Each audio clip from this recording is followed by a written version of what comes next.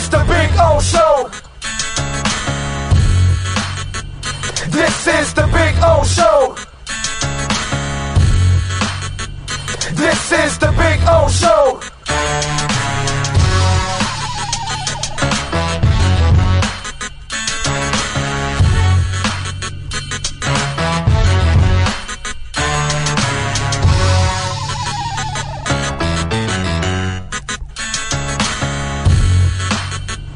This is the Big O Show. This is the Big O Show.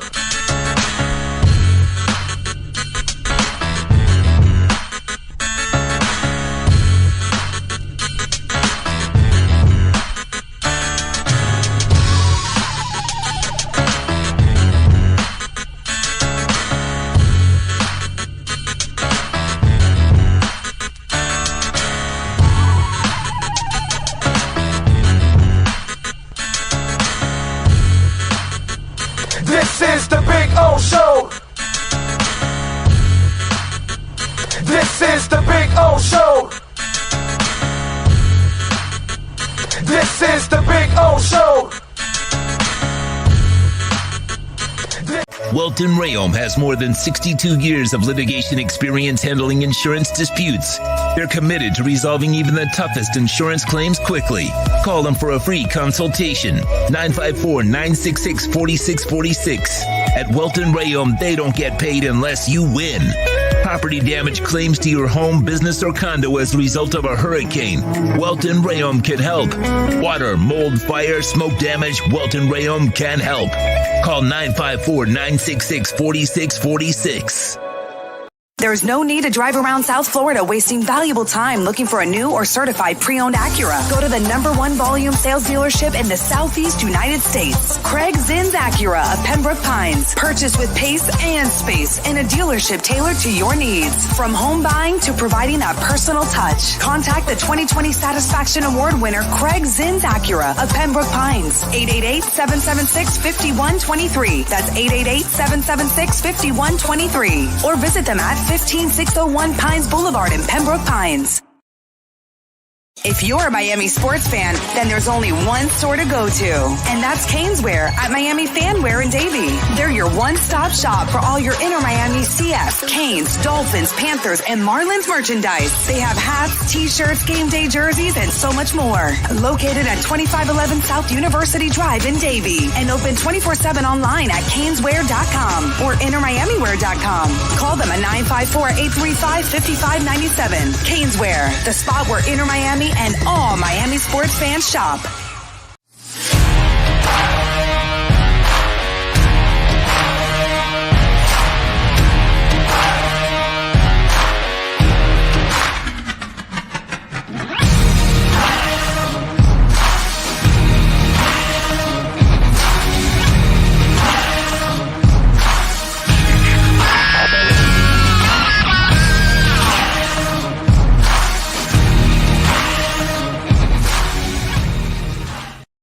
Statements or beliefs expressed on the following program by the host, guests, or callers are not necessarily the opinions of FantasyXS.com, Media Group Inc. ownership, management, sponsors, or website. With the 42nd pick in the 2021 NFL Draft, the Miami Dolphins select...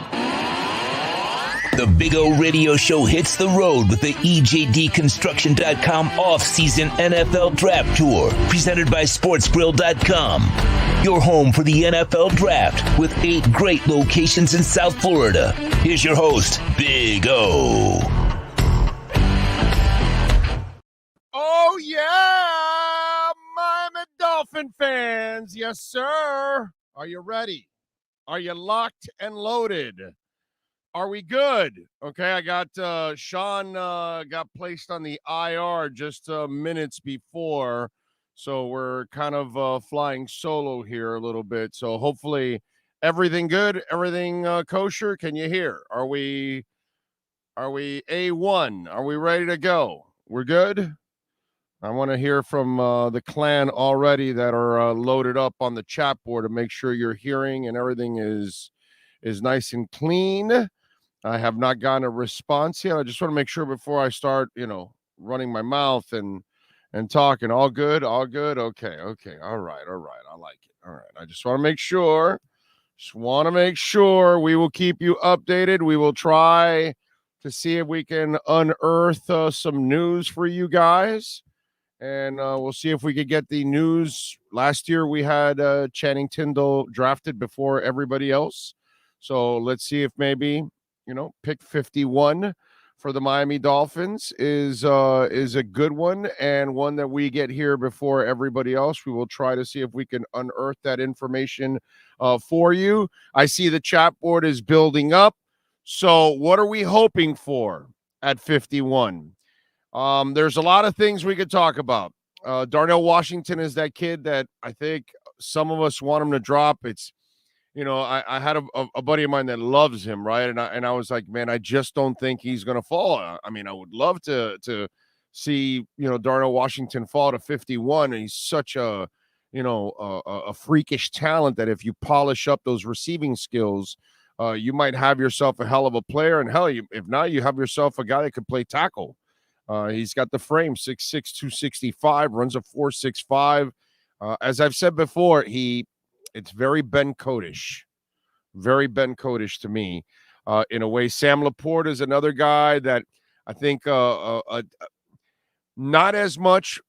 I don't call him as much a blocker that Darnell is, but he's a hell of a pass catcher. So somebody's going to, also he's going to go somewhere in that second round leading up to the Dolphins, or be right there available for the Dolphins at 51. I've told you my love for Tucker Kraft from South Dakota State.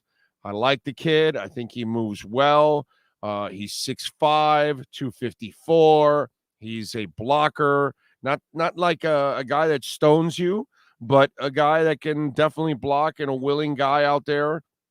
The Bretton Strange kid from Penn State's another guy that can move well for a big guy overall, and again, a blocker. Michael Mayer definitely will not make it to 51. Okay, it's Washington, Mayer are the two guys that I'm worried about not being able to get to Miami at 51. Those are guys that it's Kraft will go after those guys. Okay, if Washington or Mayer are there, I have no problem taking them over Tucker Kraft. But after that, if Tucker's the guy that could go all the way to the third round, actually. He's the guy that could last to 84. So we'll see. Luke Musgrave is the other guy from Oregon State, is another guy. So the tight end is a target. Then you've got the offensive tackles, DeJuan Jones, who I think is a second rounder, a mammoth human being. But again, I see, like, some of you out there, you're all hooked on, let's trade for a running back and this and that. No, dude, I want to build that offensive lineup. And I saw Barry Jackson tweet out about all those linemen, and they've missed on a lot of them. But, he mentioned Robert Hunt. Well, that's actually the people that are here now. And they found a couple of guys. They found Brandon Shell off the street. The problem with the whole thing, okay, so hold on a second. Hasn't this group done a better job overall? Because they did get Connor Williams and move him to center, and he played well. They found Robert Hunt at right guard, right? They found Robert Jones, who did a nice job filling in. They found Brandon Shell, did a nice job filling in. It's the whole thing with Austin Jackson, Liam Eichenberg. That's the give and take here, right? They got themselves Teron Armstead, who, when healthy, he's obviously a mammoth player that changes everything for you. They haven't been as bad as people make it out to be. Their running backs averaged 4.5 yards a carry last year. The quarterback had more time than he had the last couple of years to pass the ball. I get it. They're not where you want them to be. They're not a championship offensive line yet. I understand, and that's why I think you want to get there. You know what I mean? So if you could draft another lineman, I would do that. And as I've told you throughout the week, they told you they're drafting a lineman. Their intentions are to draft a lineman in the second and third rounds. Those are their intentions. They would not bring in all those other offensive linemen, give Taylor Lewan a call, bring in Cameron Fleming, all the other guys that they've brought in. I'm sure they're in touch with Brandon Shell and whatever money he wants. So I'm sure they're in touch with all these guys, and they're, okay, these are the options we have if we can't find the guy tonight. So it's all about tonight. Okay? That's what it's all about. We'll try to keep up with everything going on. Let me see. Let me pull up here the draft board here. Make sure we got everything going on and keeping up with it all, since the draft is now starting, and the Dolphins will be on the clock later on. Cameron Wolf and Alan Poupart will be joining us also later on the show. No, not a Brian Cox jersey, bro. You know, we got, as you can, I'm sorry. As you can see, wait a minute, hold on a second. Let's do this right. So we've got the Hall of Fame banner. I bought this at the Pro Football Hall of Fame when I went up with Sean, actually, last year, I think it was when we went. And so, I get to buy another one of these now. I have to take this one down. Why are we taking this one down? Because, come on, man. What's wrong with you? It's Zach, baby. Come on.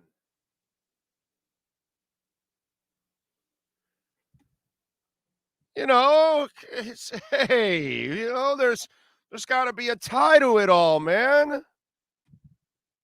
Come on. I'm telling you, there's got to be a tie. So we brought out the Zach Thomas jersey today. No Brian Cox, but we love Brian Cox. I've hung out with Brian Cox many times. I should try to get him on the show. That's what I should do. I should try to get him on the show to have a little fun. I know Brian. He's a really good dude. So anyway, figured I'd wear the Brian Cox jersey today for the draft. Brian Cox, you got me saying the Zach Thomas jersey for the draft today, because Zach was good luck for all of us that they found him in the 5th round. And obviously we were treated to an incredible career, and so blessed to see him get into the Pro Football Hall of Fame. That's going to be so much fun. That's why I've told you, Dolphin fans, from the get-go, enjoy this offseason, man. Enjoy the process of building this team, becoming a contender. Enjoy all of this, man, because enjoy, Zach getting into the Pro Football Hall of Fame, and then we've got training camp in the preseason. Imagine, for those of you that get to go to training camp, you're going to go to a training camp where you're going to watch X and Jalen Ramsey against Hill and Waddle. You know how freaking fun that's going to be? I am so pumped to watch Jalen Phillips play this year, because it's like when you see those volcanoes and all of a sudden they start getting seismic readings. And then after the seismic readings, smoke starts to come out, right? And then all of a sudden the lava starts to drip, drip, drip. And then it starts to really pour out, and it explodes, and there's flames and fireballs shooting up 100 yards in the air. That's going to be Jalen Phillips this year. He's going to be the volcano that is going to erupt this year. You can tell it's building, and it's going to be there, You're going to have a safety this year that is going to have, I believe, 8+ interceptions to go along with his number. Okay. I just think that this is going to be, that's why I'm telling you, you just don't allow these idiots to, create FUD in your, which is fear, uncertainty, and doubt. Don't allow them to create FUD around this whole situation with the Dolphins, because you're going to find out that the Dolphins are headed for a hell of a season. And that's what you should be happy about. So enjoy this entire process, because this is going to be an awesome year for the Miami Dolphins, man. I'm really, really looking forward to it. All right, so Will Levis, do we get to watch his girlfriend? I know he went home, right? Apparently, is that what he did? Went home. Poor guy. That kind of sucks, dude. What happened to him? I mean, but we saw Brady Quinn. We've seen Aaron Rodgers. Aaron Rodgers fell like 24, 25. David Cantor. He represents on the team X. He's got like a few players on this team. I'm forgetting now. Apologies, David. David was the only guy that offseason. We had Aaron Rodgers in town here in Miami, and he was at an event where a lot of the college players were, and he was throwing the ball around. It was like some kind of it's not like a combine, but it was kind of like a competition and stuff. And I saw David there, and he was like, that guy's going to be a star. And he was right about Aaron Rodgers. And Rodgers was a guy that kind of fell, and a lot of people kind of forgot about him. Hey, Drew Brees. People kind of forget that Drew Brees also fell into the early part of the second round. I'm not a Will Levis guy, by the way. Okay? So I'm not trying to defend Will Levis at all, but I'm just saying I'm really not surprised that he kind of fell. I would have never in my life taken Anthony Richardson that high. No freaking way. I am so tired of watching the incredible athlete be reached for when the athlete doesn't really turn into a quarterback. And if you can't become a quarterback, which is a completely different, thing. And what's the name of the guy on ESPN? Damn it. He's on now. He's one of the analysts that are on now. Oh, God, I like him. He's a former player. Well, anyway, one thing that he said that I've always said myself, and I love to hear this from guys, is the quarterback must be able to win from the pocket. Not throw occasional passes from the pocket. No. Louis Riddick, that's it. Thank you, Brian. You got to live in the pocket. Okay? If you have to live with your legs, to me, you're going to need such a perfect team in order to win that it's just ridiculous. So it just doesn't become a good situation for you, because you're going to put your quarterback at risk because he's going to run a lot, and it limits your offense. And this is a passing league. This is why I kind of laugh at everybody that freaks out about the running backs. Oh, we got to go get, a stud. No, dude, you need a stud line. And then you can rotate 3 guys around it and keep them fresh and use them for different things and, mix it up and all that. It's much better that way. Instead of a bell cow where you're hanging on to one guy, you're wearing him down. And, most guys can't even make it to a second contract. Most guys, you don't even want to give them a second contract. So why would you spend a bunch of picks and move up? Why would you give a high salary for a running back? Doesn't make any sense. These are things that sometimes, to me, and the quarterback, it's one of those things that I'm sorry, I don't see a lot of running quarterbacks winning the Super Bowl. Pat Mahomes wins them, but he's not a running quarterback. He can run, but he makes a living from the pocket. That's what he does. When he runs, it's not a design run. There might be one design run play in the entire game from Andy Reid. Outside of that, every other play, it's a broken play that becomes a run. Well, no, now when you have Cam Newton, it's design plays. When you have Lamar Jackson, there are design plays. And to me, if your legs have to be a part of the way you have success, and it has to be an important part of it, I think it becomes a weakness from your quarterback. And that's where my problem. And so a guy like the Anthony Richardson, That's a stupendous athlete, but he's not even close to being a good quarterback. So he's going to tuck the ball and run a lot in this league because defenses are going to freak him out. They're going to confuse the crap out of him. They're going to force him into mistakes. And, I saw it with Jake Locker. You see it with Cam Newton. You see it with, guys over the years, the guys that depend on their legs and they're not really good at reading and reacting quickly, it becomes a problem. And I don't know if Anthony Richardson can do that.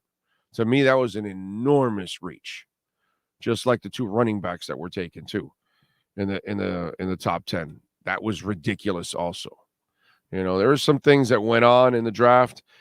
Pittsburgh right now apparently is on the clock. There's 3:40 left here on the clock. There was talk about a whole bunch of offers. And let me see. I'm not seeing anything. Let's see. No, nothing except Steelers on the clock. So they are on the clock right now. We are waiting the pick. We'll tell you what it is. We got a pick number 51 for the Miami Dolphins in the second round. And in the third round, ladies and gentlemen, the Miami Dolphins will pick again at number 84. And that's hopefully we'll be able to get Poupart or Cam after that, and we'll get their thoughts on the draft picks, and we'll see what they think. I see merino jerseys. Well, yeah, actually, yeah, I do have Dan is here. He's always here, bro. There he is right there. Actually, that's what I'm looking forward to because I went to the Pro Football Hall of Fame for Marino's retirement, and I bought this at the Pro Football Hall of Fame, which, of course, what am I going to do when I go? I'll buy one from Zach, and we'll put it here in the studio. Class of 2005. So there you go. Hey, Dan. I knocked Dan down. There we go. He's sneaking past there past the line and fell. All right. He didn't get hurt. He didn't get a concussion or anything, so he's good. He's got the new helmet on. So he's all good. All right. TY Ty Bless says, yep, enjoying the entire process now because we're not on TD Troll Talk. What is TD Troll Talk? I don't know what that means. Big O, I heard their ESPN. Oh, yeah. Well, I'm sorry. Yeah, you got that. Ryan. No, it was Riddick. Thank you. Colts reporter says that the Colts want to play Anthony Richardson early. I'm going to get some one of the guys that covers the Colts on next week. Next week, I'll get some of the guys from the different beats to talk a little bit about, some of their selections. I'll definitely, I know both of the guys that are, or at least I know two of the guys that are on the beat, on the Colts beat daily. I'll get one of those guys next week so we can talk a little bit about it and get a recap of their entire draft and have a little fun. Because, again, Richardson, for me, that is one pick that, the Bears have traded. Oh, no, I'm sorry. Wait a minute. I'm looking at round 3 here. Hold on. My bad. Steelers are still there, and the pick is in, apparently. Let's see. Okay. Not seeing anything yet. The pick is in. We'll tell you, number 32, they select, Penn State CB, Joey Porter Jr., former Miami Dolphin, former Pittsburgh Steeler. There you go. Joey Porter Jr., he goes. Penn State's own goes to Pittsburgh. All right. So cornerback finds a home. Arizona Cardinals are next at 33. Lions at 34. Colts at 35. Rams at 36. Got Seattle at 37. Raiders at 38. Got Carolina at 39. And then the Saints at 40 to round out the first set of picks. I hope we draft a O or D tackle unless a highly valued player drops into the Dolphins' lap, because championship teams are won in the trenches and on the foundation of dominant line play. Eric Mesquite, Nevada. Eric, how you doing, baby? Hope you guys are doing well out there. I like it. What's it called? Yeah, I'm with you. That's why I don't have a problem getting an offensive lineman in this part of the draft. I think it would be a really good option for the Miami Dolphins. I want to protect Tua, and I want to have a monster running game, and I want to have depth, which is the other thing, folks. Teron Armstead has an injury history. He's going to miss a couple of games. I think it's imperative that you get a guy that can play tackle. And that's why I think they've already, scoured free agency. They know what they want in free agency, but they know what they want in this draft. So now we're going to find out. A cornerback came off the board. Not a need for the Dolphins. This is good. This is part of this process, okay? Because now the two quarterbacks that are left, right? The Kentucky kid and the Tennessee kid, these two are left now. They're going to be taken before 51. That's awesome for the Miami Dolphins. So a lot of these positions that are not positions of need for the Miami Dolphins, that's a plus. I love seeing that. So I'm hoping that Arizona and all these other teams start to pick players that aren't necessarily big-time needs for the Dolphins, so that way it keeps pushing those tight ends down. It pushes offensive tackles down. It pushes offensive guards / centers down. As I told you today on the show, all right? DeJuan Jones, kid out of Ohio State. The Sal DeVeri kid, I saw him at the Senior Bowl, the Old Dominion kid.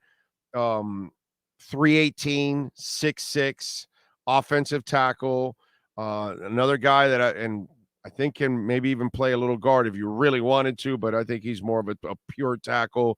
The Blake Freeland kid out of BYU is another guy that's going to go somewhere in the second or third round. 6'8", 302. By the way, Eric, you should know, right? BYU, Freeland is, your guy. So there's a guy that could be taking. Cody Mosh is another guy from North Dakota State, a guard, 6'5", 302, can play a little center too, by the way. Steve Avila, I love this kid from TCU. He's an offensive guard that can also play a little center. That dude didn't allow a sack this year for TCU. He's 6'4", 332. So mammoth human being that can move people. By the way, I think he can play in this system. By also Brendan Daniels out of Utah, by the way. Okay, not BYU, but Utah. Eric, 6'4", 307, offensive tackle, probably more of a guard. But the fact that he has a little tackle in him gives you a little versatility also. And he's kind of one of those dudes that likes to play multiple positions. So there's a lot of versatility with Daniels too. And then the Bradford kid from LSU, who's a guard tackle, who's 6'4", 332. These are some of the guys that I like in this draft. And so that's why if we're watching this draft, right, we're rooting for things that they don't need. And the more of those kind of players that they don't need, the more linemen fall, the more tight ends fall. I think there's a slight chance that they go D-tackle and a slight chance they go safety. Okay? Let's just say I don't think the Alabama kid will fall that far, but what if the Alabama kid falls to 51? Do you not say, well, wait a minute, Brandon's coming back from an Achilles. This guy, I can move him all over the place, can play slot, can play safety, can play all over, is good against a run. Then, you make the move. So there's certain, it's what that young man said. One of the guys that on the text said, unless some kind of guy falls to you that you weren't guessing, the Alabama safety would be one of those guys. So we'll see. Titans about to get Levis. The Titans moved up to number 2, huh? Okay. All right. Okay.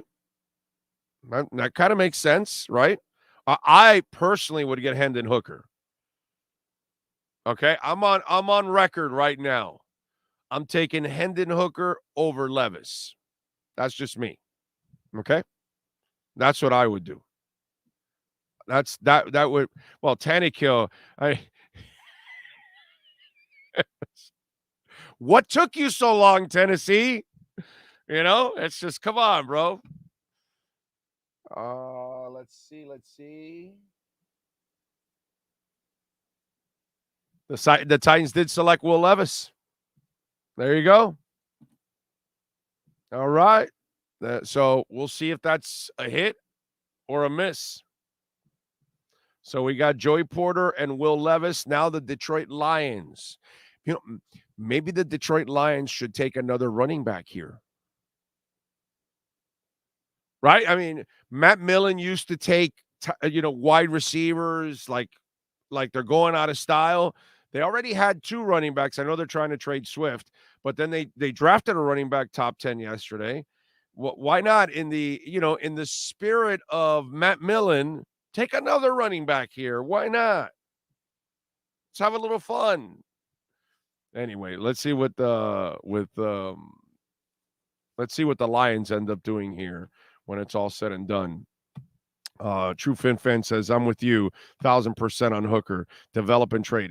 Well, if he falls to 51, again, nobody in the media is a bigger supporter of Tua than I am. Okay, let's just get that straight. So I'm all Tua. Okay, I will be all Tua all the way. All right, but I would draft Hendon Hooker at 51 if I'm the Dolphins. Because that's what Ron Wolf would do. He never stopped taking quarterbacks because you can trade them after. Develop them, trade them. I'd use Hendon Hooker every time. Any blowout that the Dolphins will have, and they'll have a few this year, I bring out Hendon Hooker. Bam, bam, bam. Showcase him in this offense. Then I bring him out in training camp in the preseason because Tua's not going to – your starter never plays much in the preseason. Boom. Same thing Green Bay and Ron Wolf did with Matt Hasselbeck for a couple of years, and the league was drooling, and they were dying to trade for him. And that's exactly what you do. And that guy traded more quarterbacks than anybody else. Okay? I mean, he was so good, he had to cut Kurt Warner.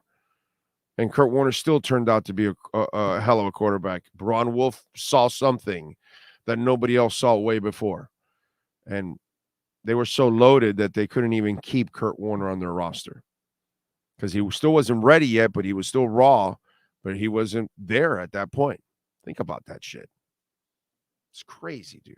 So I would never stop drafting quarterbacks, and it has nothing to do with Tua. Worst case scenario, something does happen to Tua, you're prepared with the next guy. Hooker's got some. Let me tell you, I'm the Lions, I'm taking Hooker. That's who I'm taking if I'm the Lions. Okay? How about an idea there? I'm sorry, I'm not a Jared Goff guy. I get it. He played well last year. Sometimes things go well for you. I kind of have a hard time believing that he's going to do it again, but maybe I'm wrong. Okay? Not going to be the first time. Be many more times I'll be wrong. But how about drafting Hendon Hooker if you're Detroit? That way you're planning for the future at the same time.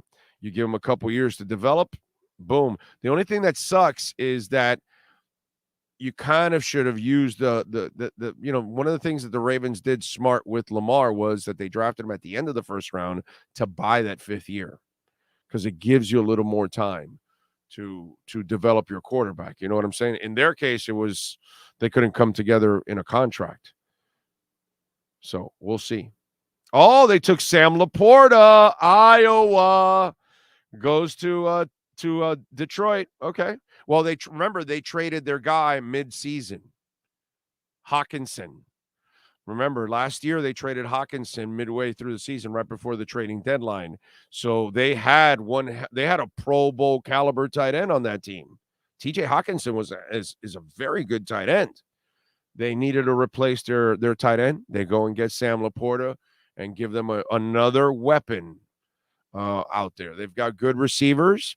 They add Sam Laporta, a nice pass-catching tight end, which, by the way, sucks for us in the Dolphin Nation because now that is one tight end off the board now. This is one of those positions that you want. Now we have one less guy. But again, we talked about this. We didn't expect Sam Laporta to be at 51. So let's not act surprised here. Darnell Washington, I told you, Darnell Washington, Sam Laporta, and Michael Mayer, I don't think make it to Miami at 51. Okay? I'm thinking at 51, it's Brenton Strange, it's Luke Musgrave, it's Tucker Kraft, and then that's when you have to decide, okay, who's the offensive lineman that's available at 51 compared to the tight end that's available at 51.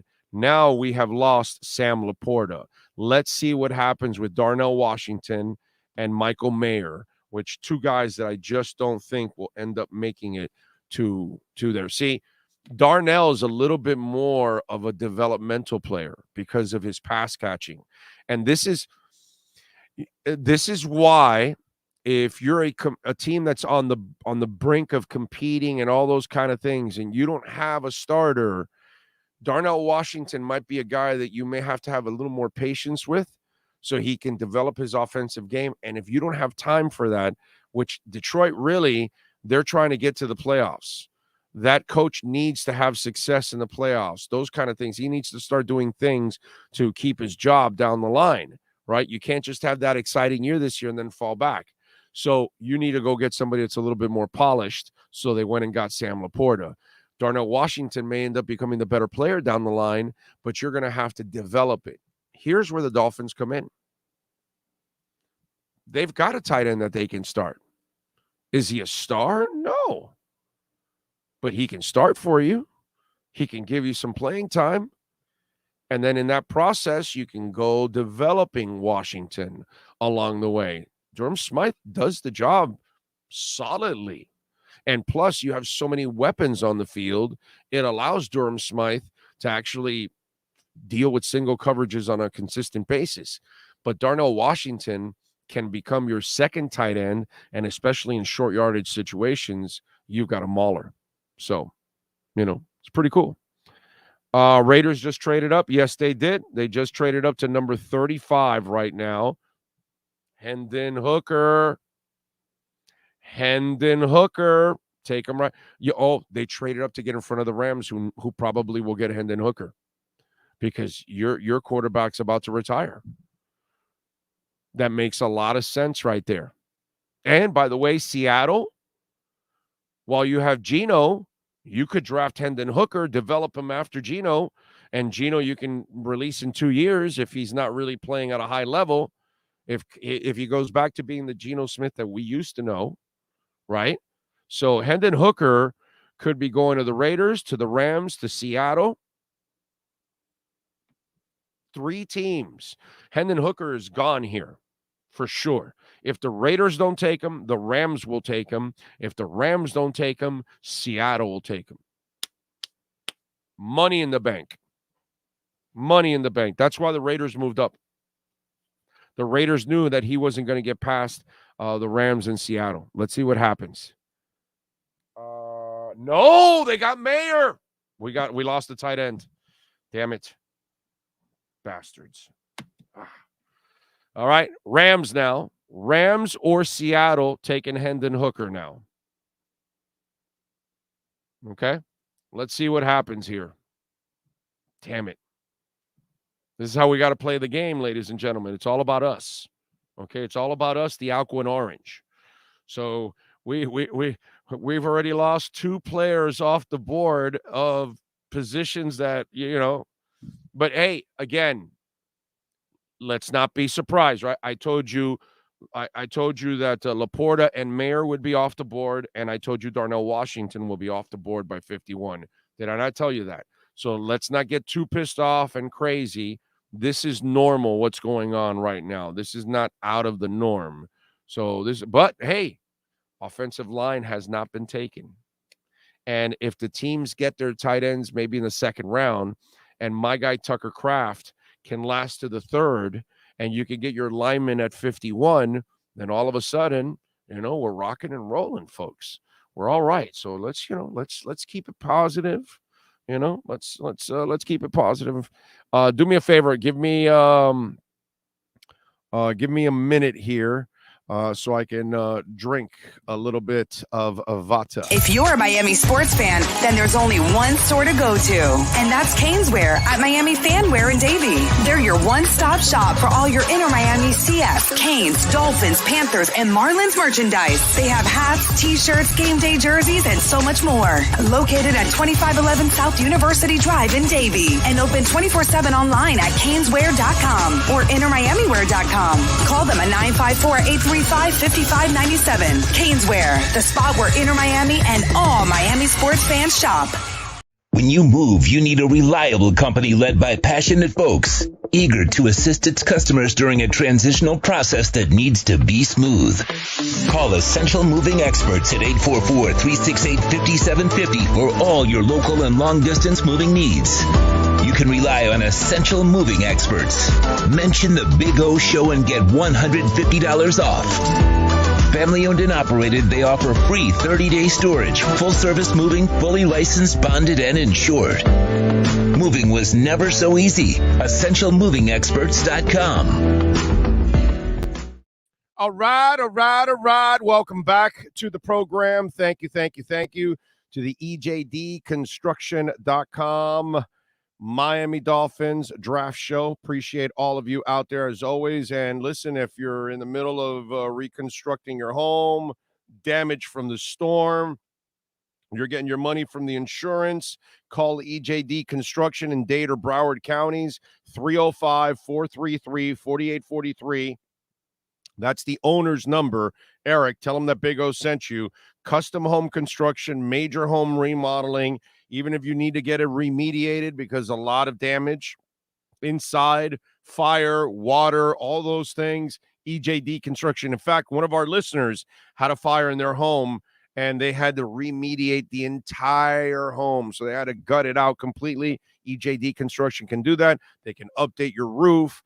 They can, any kind of custom home construction that you need or major home remodeling, please call the great people that support our program, EJD Construction, at 305-433-4843. We've got Michael Mayer is taken by the Raiders at number 35, Sam Laporta taken in at number 34, Will Levis, and Joey Porter Jr.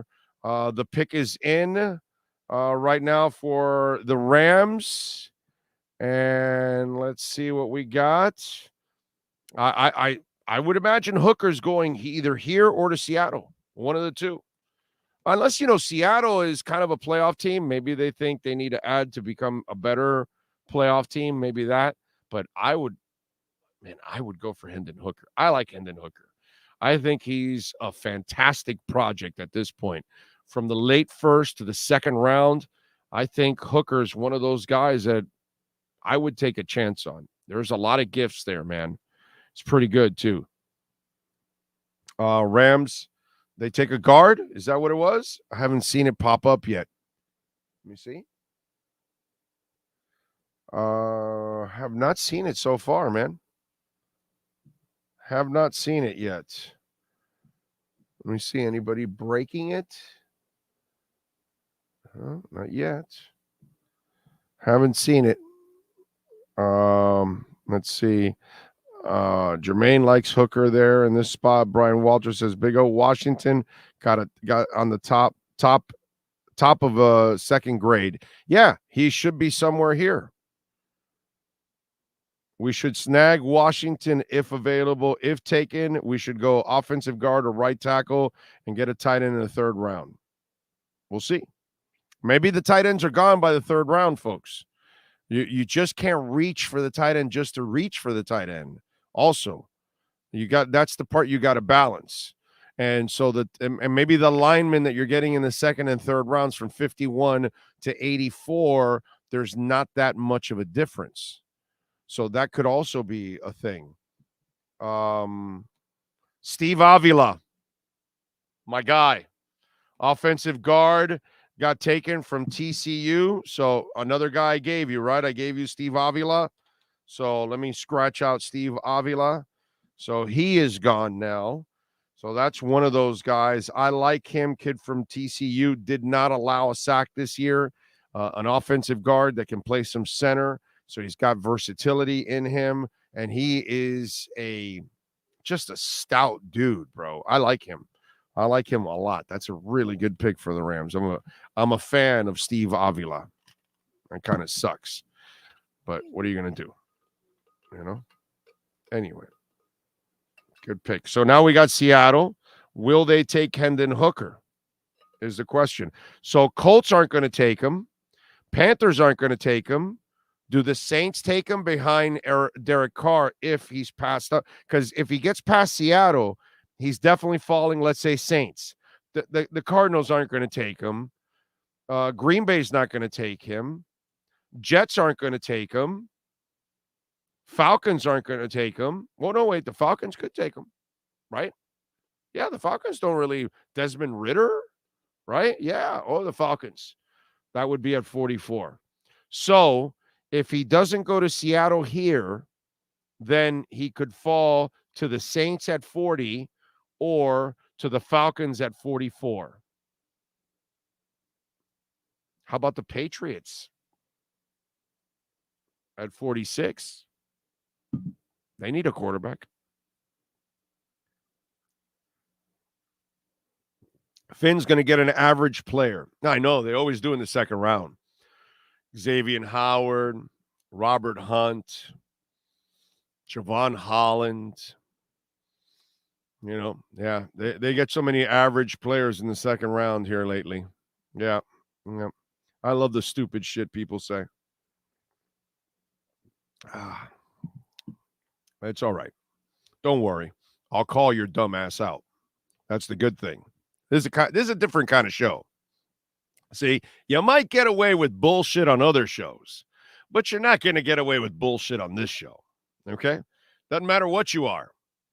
If you're a viewer or you're a guest, don't matter. You're not going to get away with bullshit. All right? Miami might want to draft Trenton Simpson, inside linebacker Clemson, in the second round. They do need linebacker help. I don't have a problem with a linebacker. Got to get the right one. We can talk about that. Oh, Derek Hall just went to Seattle, outside linebacker. So Seattle, very defensive-oriented as always. They love their DBs. I think they got a DB in the first round, right? If I'm correct. Didn't they get a DB in the first round? Let me see. Thought they did. Where's Seattle? Yes, they got Witherspoon because they love their DBs. And they got the wide receiver, Smith Njibata, or whatever the guy's name is, from Ohio State. So now they get themselves an outside linebacker. So no Hendon Hooker. So no Hooker or Crooker. So the Falcons could take him here at 38. Carolina's not going to take him. New Orleans not going to take him. Cardinals, Green Bay, Jets could take him. Jets could take him. Colts won't take him. Green Bay won't take him. And then it's the Patriots. So it's Falcons first and then New Orleans for Hooker or Crooker. So Will fell out of the first round. Will Hendon Hooker fall out of the second round? Is the question now. Okay. So, I mean, sometimes, as you get older as a hooker, you kind of fall by the wayside. You got to walk uglier streets, worst options, that kind of stuff. So, that's what kind of happens to hookers as they fall in the draft.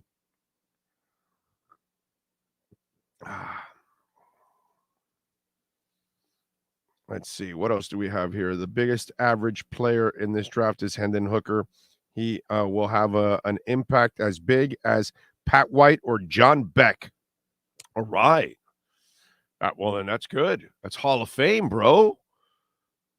Pat White, John Beck, that's Hall of Fame right there. Those are two Dolphin greats right there. Yeah. Boy, those are some quarterbacks. I got to say, That's impressive stuff. If you can live up to Pat White and John Beck, oh, baby, you have accomplished a ton in this world. Okay? I love that I can look at the crypto market 24/7. Anyway, let's see. What else do we have here? Do you want Hooker for a backup QB if he's available? Yeah, I would take him to develop him and trade his ass. That's all. I don't want him for a backup. I just want to use him as a chess piece. You know what I'm saying? Oh, that's right. Bruins and Panthers are starting now, too. We got to check that out. True FinFan says second rounders. We never get anything there. Ugh. Yeah, right. By the way, remember, you can also make a donation through Cash App or Venmo, since we are working our asses off tonight for you at Cash Big O Show at Cash App or Venmo. Armando Swaim, thank you for the love on Venmo. Will Greer let Fangio pick a thumper and have any pool in the suggestion box? Yes. Oh, yes. Yes. If Mike McDaniel determines that they need to boost the defense a little bit more, then yeah, they'll go with it. Look, it gets to a point where when we get to this pick, and Matthew Bergeron, by the way, the Syracuse offensive guard, just went to the Falcons at number 38. So there you go. So now Hooker Crooker goes down to number 40 with the Saints. That'll be 2 picks away because Carolina's not going to pick him. So we'll see what happens with the Saints. But what was I telling you now about? Damn it, now I forgot. What was I talking about? Damn, I had a thought. Greer will trade up. He won't trade up for a running back, but he'll trade up. Okay, that he does, but he won't trade up for a running back. He won't pay a high price for a running back. So far, he's never shown to do anything like that, but he'll trade up. He's traded up for certain players. That he's done. He's traded up and he's traded down, which, by the way, that also could happen tonight at 51. I would not actually put it past him. Who do I have first going the WWE draft tonight? Oh, and Sean. Sean's not here, bro. Sean's on the IR, and let's hope everything is good with Sean, bro. He had to go to the doctor now, so I'm a little concerned about Sean, to be quite honest. Let's see. Who do you want the Finns to pick? Big O. Holt. Can we get there? I don't know who's going to be off the board, my brother. We're at pick 39 right now. It's pick 51. So let's wait to find out who's off the board. And then when I get closer to the pick, I can actually tell you, okay, who I like. If you don't know who I like, well, then you got to rewind or check out the show in the morning today. But I talked about it earlier. I've already mentioned all the guys that I like, so far. What else was it here? You think Miami goes outside the box and drafts a center? Yeah. Not a center, a guard that can also play center. What is it with all of you out there? Connor Williams is not freaking moving, dude. I don't understand this. Where is the disconnect? What is it about you people that you don't understand that Connor Williams is the center and he's not moving? They'll draft a guard that can play some center, but they're not drafting a center to move Connor Williams.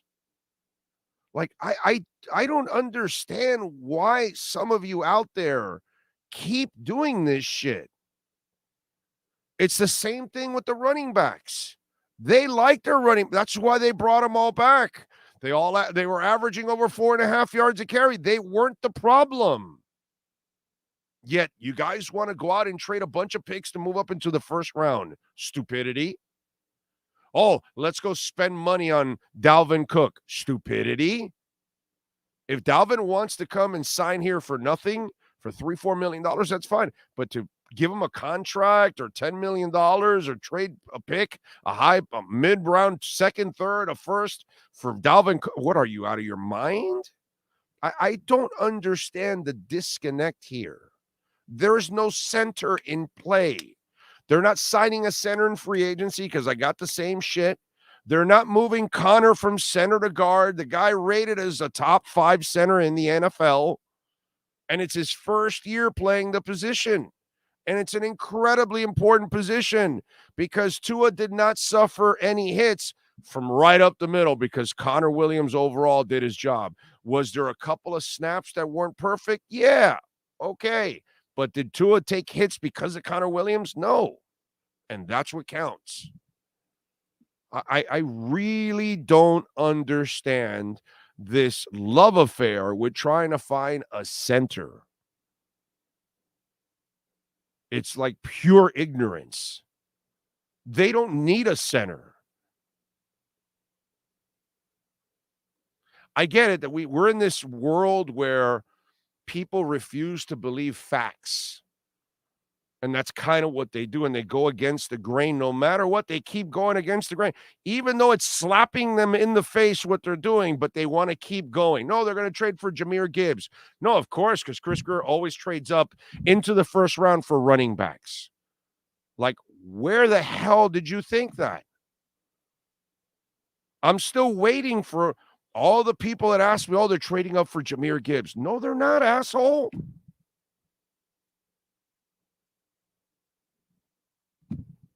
I'm not sure what the disconnect is. I just don't get it, to be quite honest. Jonathan Mingo, the wide receiver out of Ole Miss, goes to the Carolina Panthers. All right, so now we've got New Orleans. So will Hooker and Crooker go to New Orleans at number 40?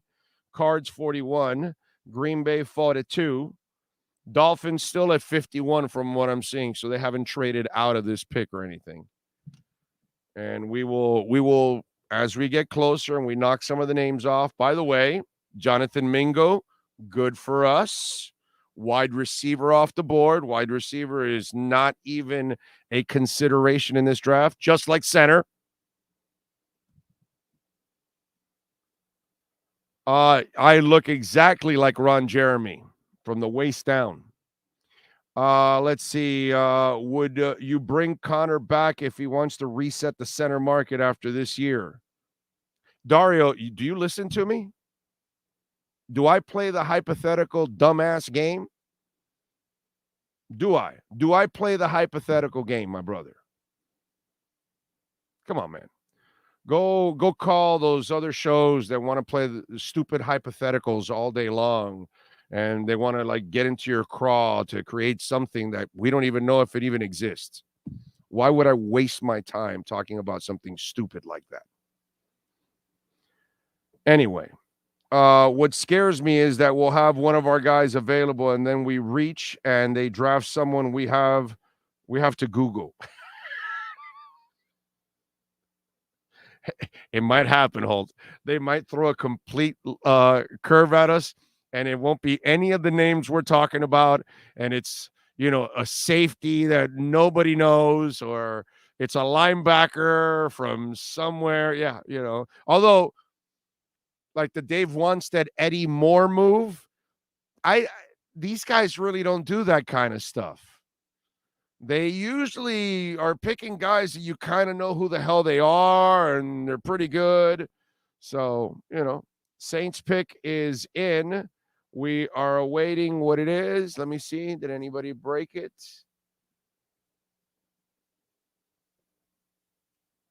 Saints have drafted Notre Dame defensive end Isaiah Foskey, 6'5", 265, 4.58 speed. So there you go. So you got it. All right. Defensive end. I mean, that could be something that you could get if you're it has to be the right. You know what? Let me not say, because this guy might be a 4-3 guy, not a 3-4 guy. So might be a different type of defensive end. Like, I don't think Ogba's perfect for this scheme. Ogba will be here because he has to, salary wise, they're locked in. Next year, if he doesn't really fit and translate well, then they'll move on from him, I think. But Ogba is one that I would be a little concerned, about him making the adjustment. That is one. Brandon Jones is the other one. He's got to be exceptional in coverage to kind of survive. By the way, I read that on Twitter from one of the NFL guys, but it is there. Okay, finally it's there. Isaiah Foskey, Notre Dame defensive end. Okay, it's there now. So Cardinals at 41. Hooker, Crooker will not go there. Green Bay, no Hooker or Crooker. The Jets, you could go Hooker or Crooker there, but I don't think they will. Colts are definitely not going to do it. Green Bay, again, not going to do it. So if it's got to be New England. New England's the next one for Hooker or Crooker. And then after that, it's Washington could go Hooker or Crooker. Detroit could get him as a backup again. Okay. Pittsburgh's got their guy. Tampa needs one, right? Who's Tampa? Shit, am I brain farting now? Who the hell is Tampa's guy? Do they have a quarterback? They don't really have a quarterback, right? They got nothing on the roster, right? They got just one guy or something. That's Tampa's not really a good situation. Yeah, so Hooker, Crooker could go. Oh, Trask. Oh, that's right. They signed Baker Mayfield. Oh, my God. Yeah, they don't have anybody. Yeah, they could get Hooker, Crooker there. Yeah. Kyle Trask doesn't convince me. And Baker has I've never been. I only wanted Baker to succeed because I really enjoyed his commercials. Really enjoyed his commercials. Loved his commercials. I got to say. That's the only reason I would love to be wrong that Baker becomes a good quarterback, just because maybe somebody will give him, more commercials. He did a good job with the commercials. He's got a future with commercials. Okay. Holt says, please don't draft Hooker. New England, Hooker will be really good, but do we really want any more Tua controversy? I don't care about it. I don't worry about that, bro. I don't listen to all those idiots out there. All those idiots. Where are all the idiots that say Tua can't play? Tua doesn't have an arm. Tua's too short. Tua can't run a high-powered offense. Tua plays too much golf. Where are all those idiots now? They all shut up. Okay? And then half of those phonies, since they don't come forward, 95% of those phonies, since they can't come forward and admit that they were dead ass wrong, now they're using the injury stuff, which, by the way, is the only thing you could ever have used against Tua from day one. From the second he got drafted, the only thing you ever really had on him was injury history. If you thought he couldn't play, you can't assess quarterbacks. It's pretty simple in my book. You're pretty bad because it's obvious when you watch that guy, you cannot teach those things. Accuracy, ball placement, anticipatory skills, that's a gift that certain quarterbacks have. And when they have that gift, that's the gift that allows them to be elite. Okay? Because that's how Drew Brees was elite. That's how Peyton Manning was elite. That's how Joe Montana was elite. Some of them tall, some of them short. None of them had guns, but they all were smart. They all had anticipatory skills. They all had accuracy, and they all had ball placement. They understood the position of wide receiver, and they knew how to lead their wide receiver. And it didn't matter if it was a wheel route for a running back or a tight end down the seam, or it's a wide receiver running a 9 route or a bow out or whatever the hell it is. They know what ball placement and anticipatory means. It means yak. That's how you create it for them. So to me, where are those people? That's why you don't listen to these idiots. Because all they want to do is create FUD so they can get their clicks, get their views, get their name out, whatever it is that they're trying to do. Whether it's a reporter, whether it's a radio guy, a TV guy, a YouTuber, or whatever, it's just clickbait shit is what it is. For some. For others, they're just stupid. That's all. I mean, let's just be honest. All right, the Cardinals, by the way, the pick is in.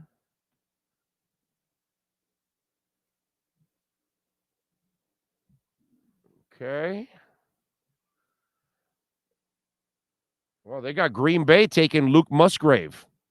So there he's gone, the Oregon State kid. All right, so it looks like Arizona and Green Bay. I haven't seen the Arizona one yet, but somebody just put that Green Bay's taking Luke Musgrave there. That kind of sucks. Let's see. True Fin Fan 78. Thank you for the love on the super chat. Whoever Bella Cheater gets, that's the bust. It's kind of true. Jose Lucas, thank you for the love on the super chat. Appreciate it. Think we have a chance at Darnell, Washington. A few more picks. We're not there yet. We're still 1, 2. Well, actually, 2 have come in. Here it is officially. The LSU outside linebacker, BJ Ojulari, has gone to number 41. And then apparently Green Bay is getting Luke Musgrave. Okay. And we gave you Luke Musgrave also, told you a second rounder. So Luke Musgrave is gone. So Darnell Washington is still there. Brenton Strange is still there. And Tucker Kraft still there. 3 guys that we talked about. Okay. Offensive linemen, DeJuan Jones, the Saldiveri kid from Old Dominion, the Freeland kid still there. Cody Mosh is still there. Brandon Daniels still there. The Bedfield kid, the Anthony Bedfield kid from LSU there. So we got a couple guys that are still available. Okay. The Green Bay pick hasn't come up yet, but we're waiting. Let me see.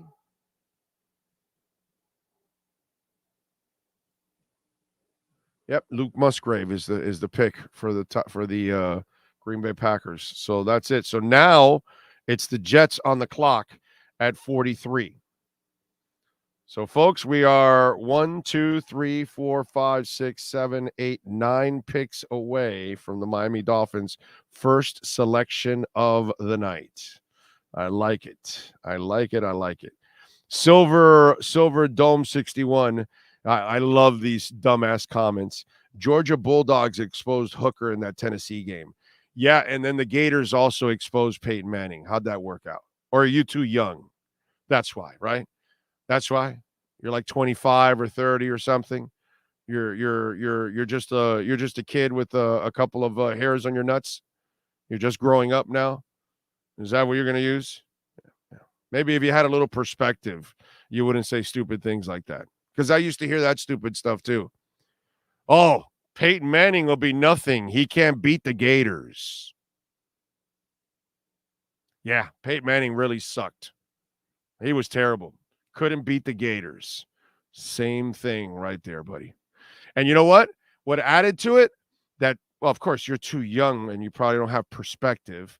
But T. Martin then won the national title the year after Peyton Manning leaves, which then made it even bigger that Peyton Manning was a choker. Yeah. That's all right, dude. As you get older, you learn, you have perspective, you have experience, you've seen a lot of things, you've lived a lot of things. And so there's one thing that we all have lived. The stupid comments that you measure somebody by one bad game against a really good team. That, happens to a lot of people.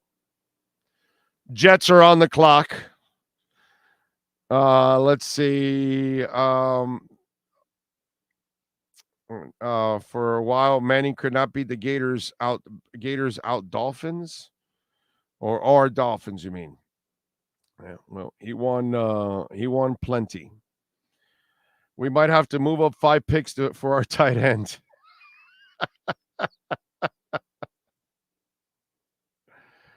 Oh man. Oh, what else do we have? Okay, let's see. We got lots of stuff going on.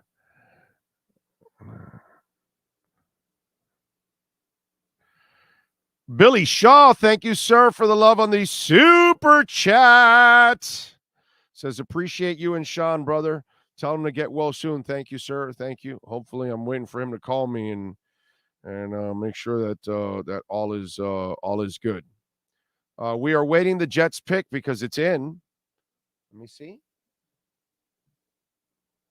Jets have selected Joe Tipperman.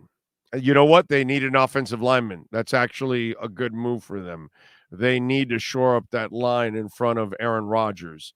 So that makes a lot of sense. So Joe Tipperman goes to the New York Jets. So there you go. You got that pick going on.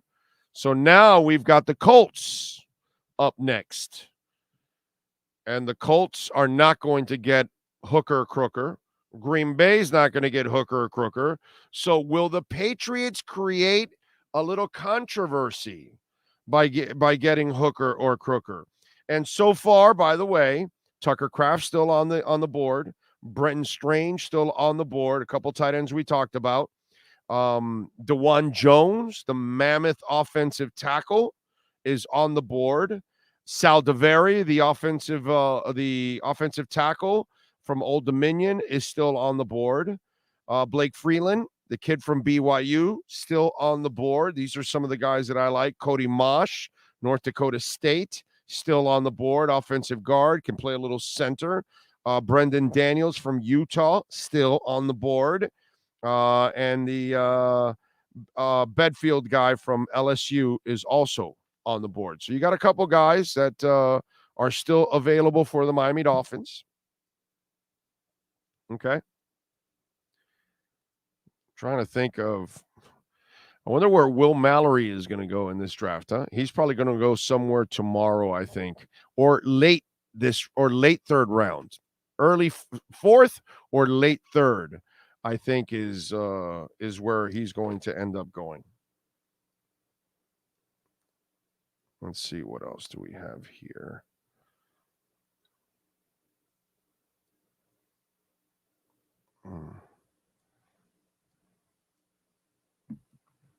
Okay.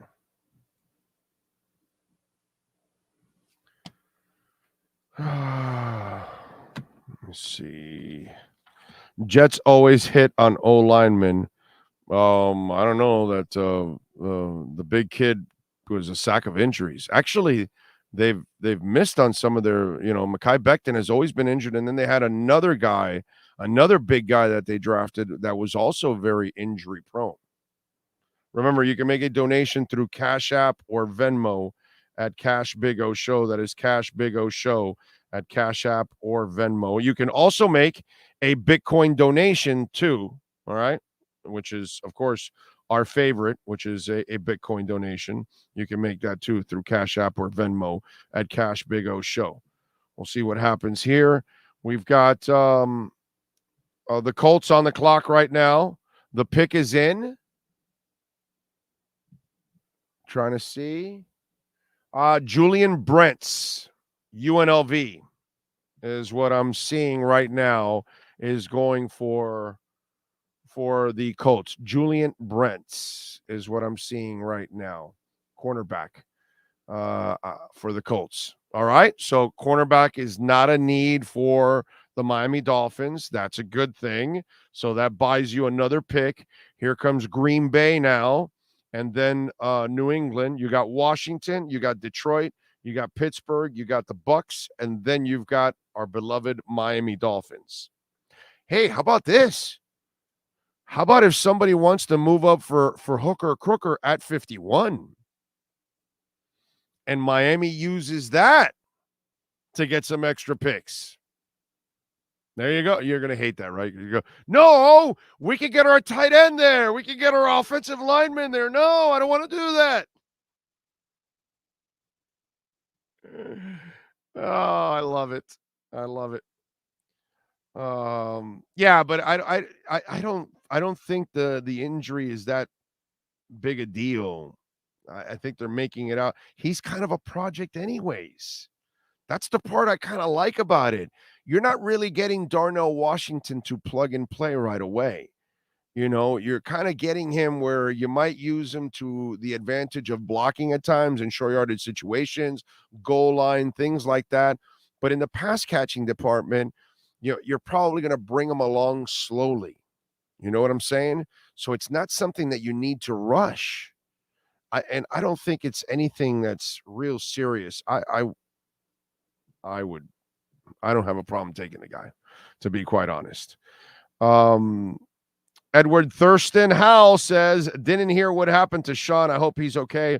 Hopefully he didn't have too much pickle juice and lemonade mix. Yeah, we're hoping he's all right too, man. I'm waiting to hear from him, and we're all hoping for the best for Sean. And I appreciate Edward Thurston Howell. Thank you for the love on the super chat. That is very nice of you. Drew Sanders from MLB from Arkansas, still on the board. Big, fast, can cover, and can blitz. Middle linebacker. All right. Middle linebacker is a possibility, by the way, for the Dolphins. Middle linebacker, safety is a possibility. Why wouldn't they do that? Defensive tackle is a possibility. Are we sure Raekwon Davis is going to make the transition here? You know what I mean? Raekwon Davis has, right now, you're not re-signing Raekwon Davis to any kind of contract. Right now, you're allowing Raekwon Davis to walk out the door at the end of the year. He has not earned a new contract. Okay? The Heat might give him a new contract, but not these guys. They're not going to give him a new contract. You got to let him walk. So that's where I've told you guys this story before. I am a little terrified of Raekwon Davis this year because you've been inconsistent.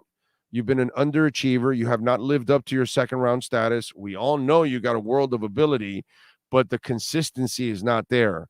So now in a contract year, because this is your final year, are you going to just desperately put it all together because you know that you can't get the money if you don't perform? And then that's the part that you're afraid of. Did he play at a high level, and did he all of a sudden have a motor because he knew that if he didn't, he was just going to go out into the street and play for the minimum somewhere with incentives, and he wasn't going to get a major contract and a big-ass signing bonus? And that's the one thing that terrifies me about Raekwon Davis. And we don't know right now. You and I have no idea what Vic Fangio is saying about Raekwon Davis after watching film on Raekwon Davis. Does he believe in him? Does he think he has the motor that he wants? Because overall, I got to say for myself, I don't think so. I'm not satisfied with Raekwon Davis. Any of you really satisfied with Raekwon Davis? Are you? Really? Because I'm not. Not at all. So that's an issue I have with that. And that's maybe they take a defensive tackle. So middle linebacker, like you mentioned, could be one. Safety could be one. Defensive tackle could be one. Defensive end could be one. I told you, right? Raekwon Davis, Brandon Jones, and Emmanuel Ogbah are three guys that are, and Jerome Baker.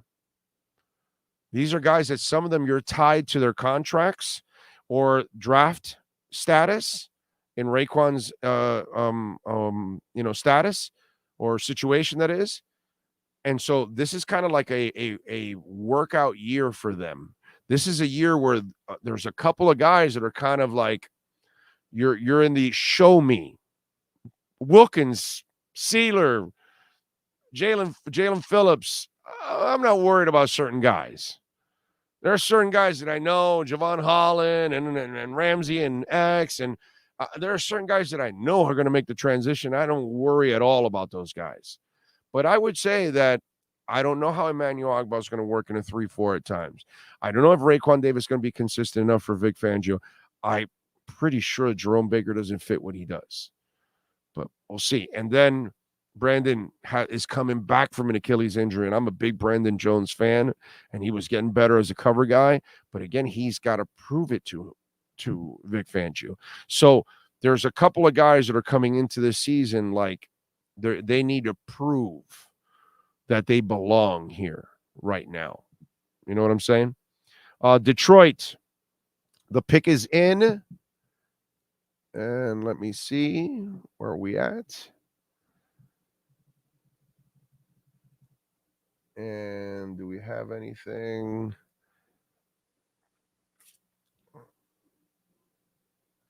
Lions trade and take Alabama. Oh, Brian Branch, bastards. That guy's good. That guy's good. They got Brian Branch at 45. Son of a bitch. That would be one that I wouldn't mind if they got. Okay. Patriots take Georgia Tech edge rusher Keon White. So couple quick picks here. So Lions and Patriots have taken their picks. Washington, Green Bay, Pittsburgh, Tampa, and Miami. Let's do this. Let's give me 2 minutes to rest the voice so I can get ready for the stretch run here and get ready for the Miami Dolphins.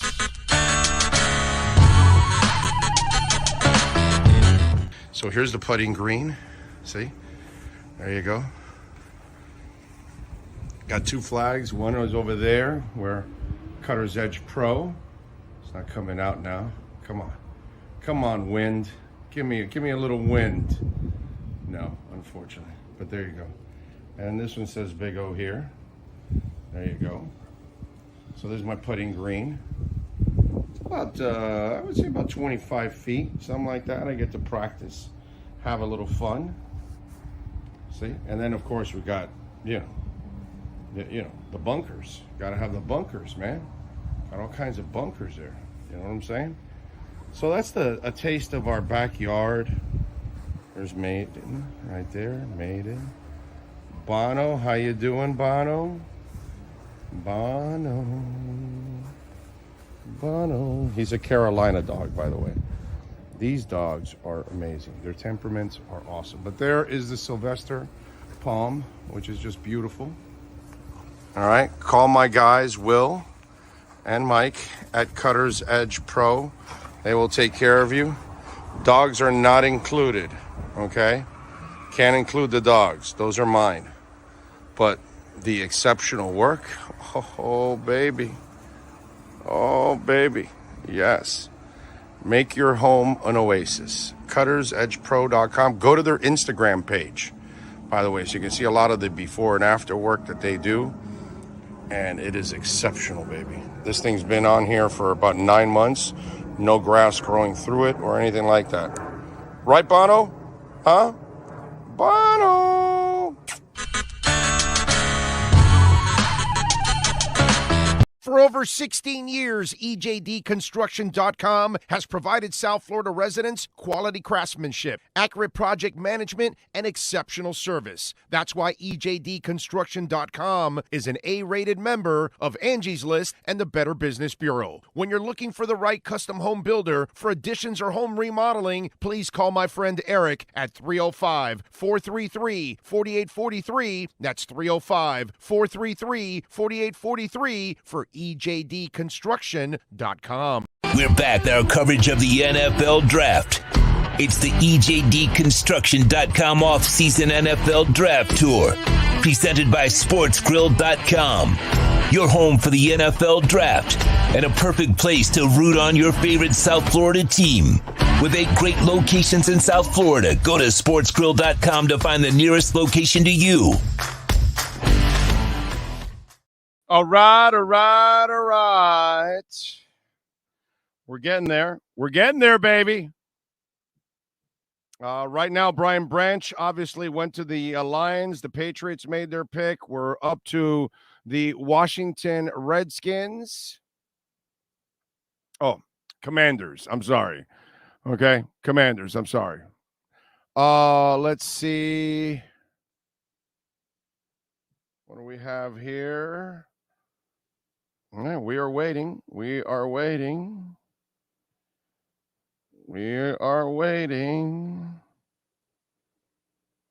We'll see what happens here. What do we got going on? Let me see. Oh, Bucks are on the clock. There's a trade. Is that what it is? Is that what happened here? I think that's what happened here. What do we got going on? Yes, the Commanders are now drafting Illinois defensive back Jartavius Martin with the 47th pick. So Jartavius Martin is off the board. So we are now at number 48. for the Green Bay Packers. Okay? So we got that going on. All right. Buccaneers have traded up to the 48th spot. So now you've got the Patriots. They took at 46. Washington at 47. Bucks at 48. Steelers at 49. Bucks at 50. And Dolphins at 51. So we're getting closer and closer. The Bucks need a quarterback. If I'm the Bucks, I would take a quarterback, bro. You got two shots there. The Hendon Hooker kid may not be convincing some people out there, huh? Branch would have been nice. Yes, he would have been nice. I got to tell you something. I thought Branch would go earlier in this second round. With his versatility, I thought he would be gone maybe 10 picks ago. Okay, I thought he would be one of the first picks in this round, and it did not happen, which I'm a little shocked. So, let's see. We got that at 47. We're waiting for the Bucks at 48. That's what we're waiting for now. For the Miami Dolphins, we're at 51. So we are awaiting that. By the way, remember you can make a donation through Cash App or Venmo. And Juan Castillo, thank you, sir, for the love on Cash App. I appreciate it. Thank you, thank you, thank you. You can send your questions and comments too, by the way, on Cash App or Venmo, okay? Because I know he didn't send any questions or anything, so appreciate it out there. All right. Sean is hanging in there, but no word yet on everything else with Sean.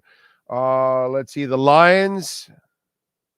Oh, okay, no, that's something else. All right. Okay, I got the Patriots one. The Bucks are taking North Dakota State, Cody Mosh. Damn it. Shit. So Cody Mosh is off. So I still have Brendan Daniels. I still have Bradford from LSU. I still have Tucker Kraft from South Dakota State, the tight end. Brenton Strange from Penn State. We still have DeJuan Jones from Ohio State. Nick Saldiveri, the Old Dominion offensive lineman, and Blake Freeland from BYU. So there's still a couple of guys there. Cody Mosh is a good pick for the Bucks. So the Steelers are at 49. So we shall see what is going on. All right. And we will keep you updated if anything breaks also with the Miami Dolphins. So we'll keep you updated on that. The good thing is it looks like the picks are kind of moving pretty quickly now that we're at 49 with the Pittsburgh Steelers. I like that. At least it's moving around. Who would I take with our pick right now? DeJuan Jones. Okay, if we are 1, 2, 3 picks away. DeJuan Jones would be the guy I would take.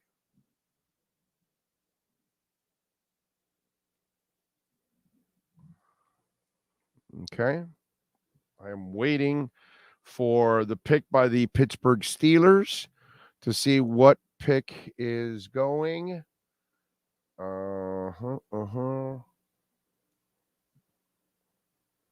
Let's see. Keep you updated on it. I do not see anything right now with the Pittsburgh Steelers. Boy, the look of disgust on Keon White's face that it just got picked by the Patriots is kind of interesting. Really? That is funny. That is funny. We're waiting the Pittsburgh Steelers. The Steelers have selected Keanu Benton. Okay? Keanu Benton has gone to the Pittsburgh Steelers. That's what I am seeing right now.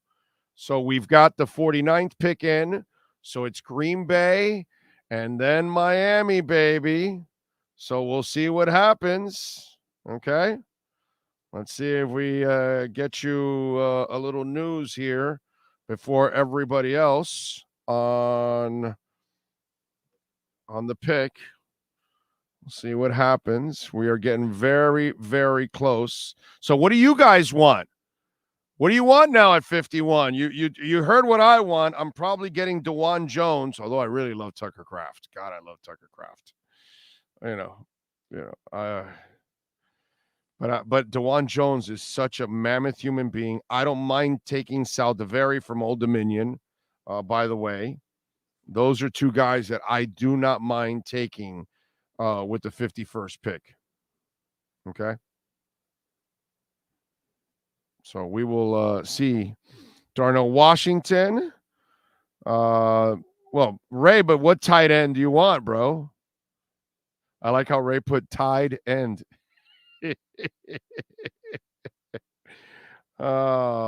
Jones or Washington?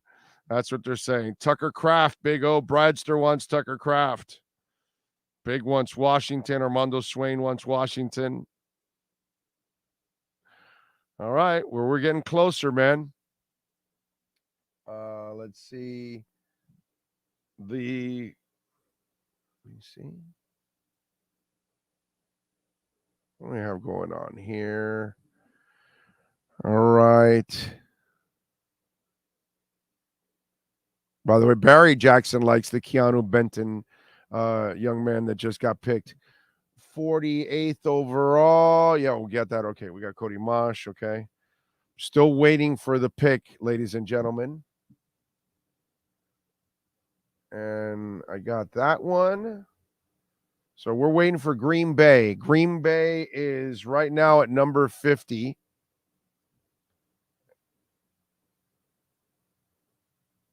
Keep you updated on it. Who knows? Maybe the Dolphins trade out too. That's the other thing.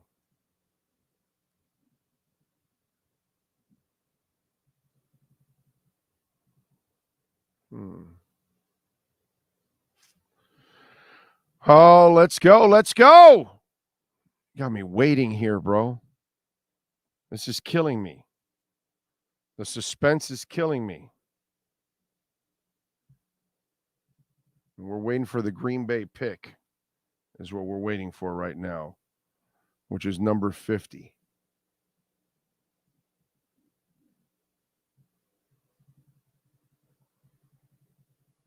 The Packers are taking Michigan State wide receiver Jaden Reed. So the Dolphins are now on the clock. Here we go, baby. Here we go, Miami Dolphins fans. Let's go, baby. 51. 51. Let's go, let's go, let's go. Darnell Washington is there. I did not expect that to happen. You know what? I'm sorry. I forgot Darnell Washington is there. I would take Darnell Washington over DeJuan Jones. I would take Darnell Washington. I don't even know how I overlooked it. Darnell Washington's the pick you got to take here. You got to take Darnell Washington here.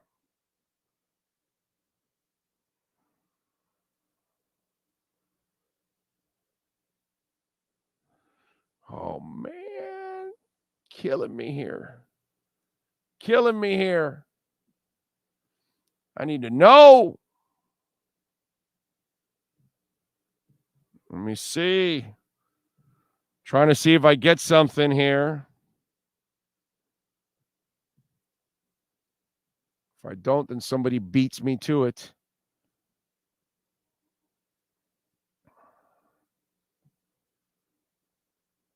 Damn, dude. Come on. Give me the damn pick. The Seahawks are on the clock. Well, wait a minute. What did the Dolphins take? Somebody just said the Seahawks are on the clock. Did the Dolphins trade out?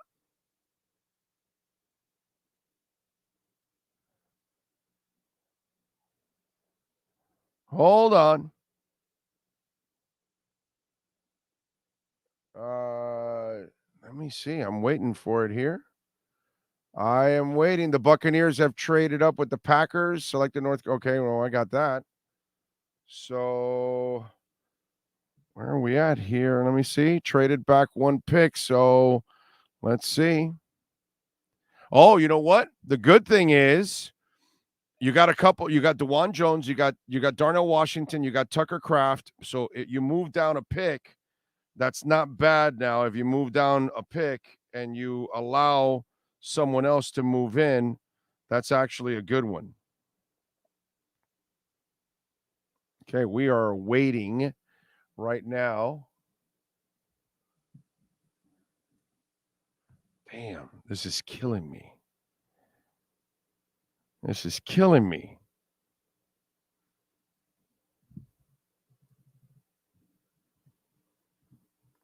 I'm still trying to figure out what the hell is going on. Let's see. Packers, I got that already. I'm not seeing anything on the Dolphins yet.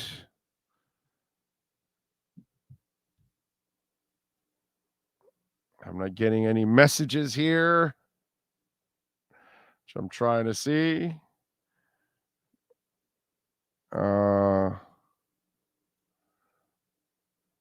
Man.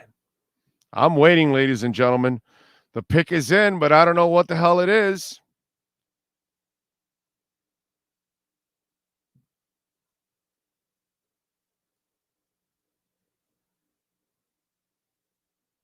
Let's see. So far, I don't see anything yet.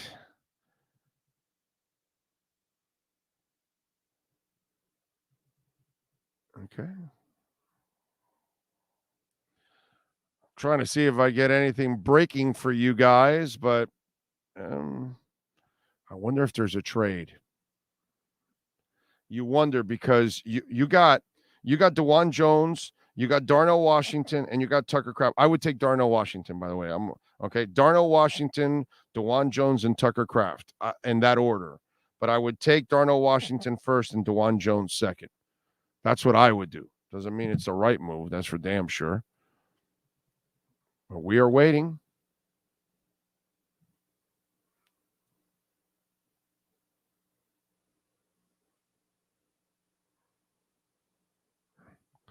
It may not be Washington. It could be a trade. You don't know. But we're waiting. Damn it. Let's go. What is this? I thought they were on the clock. What hasn't the clock expired already? Do they not know I have a heart condition here? Do they not know that I need a damn pick already?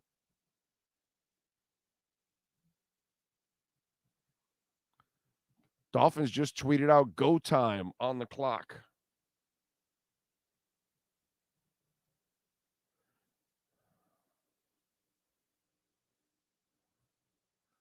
Let's see.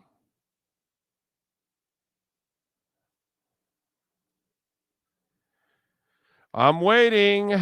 I'm waiting. Dolphins draft South Carolina corner Cam Smith. Told you. There you go. He must be able to play a little safety. Let me look it up here. Cam Smith. He might be able to play a little safety, so that's probably why he got picked. Let's see what we got here, folks. Let me find out. South Carolina's Cam Smith, selected by the Miami Dolphins, 6'1", 180. Doesn't sound like a guy that can play a little safety. Let's see. Cornerback, 6'1", 180. Junior, ran a 4.34. So this dude can fly. I wonder if he's also a returner too at the same time. Wow.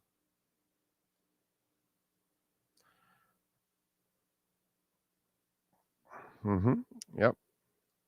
All right. Well, this is a kid that's considered to go a little higher than where he went anyways.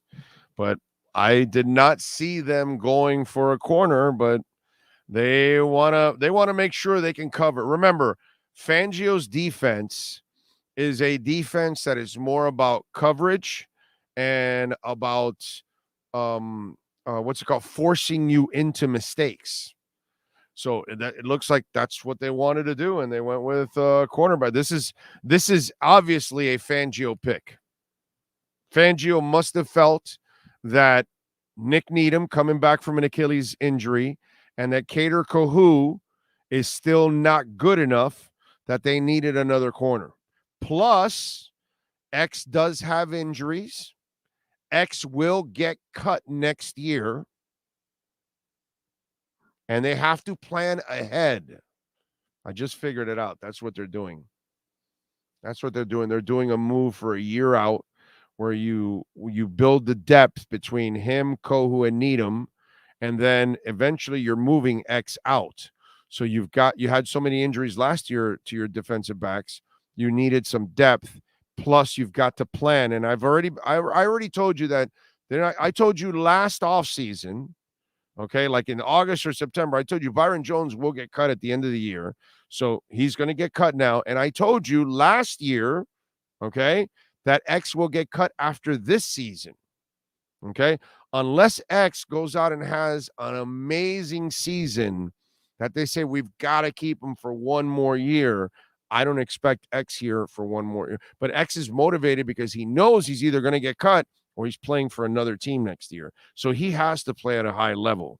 So what they're doing now is that they're going to have a competition for that slot between this young man and the other two guys, right? And then on top of all of that, they'll have somebody that will be playing, Cam will probably be one of the backups for these guys along with Kohu. So now you've got serious depth. And remember, Trill Williams is coming back too, but he's coming back again, injury. So you got to kind of bring in a guy that's a healthy guy. So this is the only reasoning that I can come up with why they took him, and they must have felt that he was. Now, I will tell you this, because I didn't really pay attention as much to the corners because I didn't think that they would take a corner. I didn't think it would be the curve that this was, because I didn't think corner was really a priority. This is Fangio. He must love this guy. This has to be it. Look, he did a lot of things for Mike McDaniel last year. This is Mike. Remember, somebody asked me, would they allow Fangio to have influence? Here you go. This is a Fangio pick right here. Guaranteed this is a Fangio pick. No doubt about it. Okay? Let me see. What do we have here?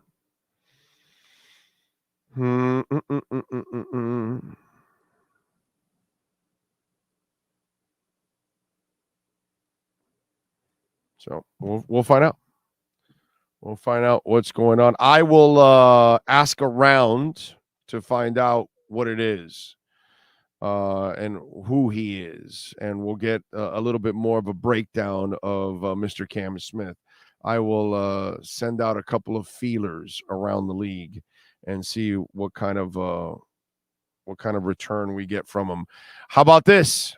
Give me a minute. Let me rest the voice. We'll come back. We'll discuss. I'm going to send out some texts, see if I get any responses from anybody around the league, and we'll get maybe a little reaction on Cam Smith.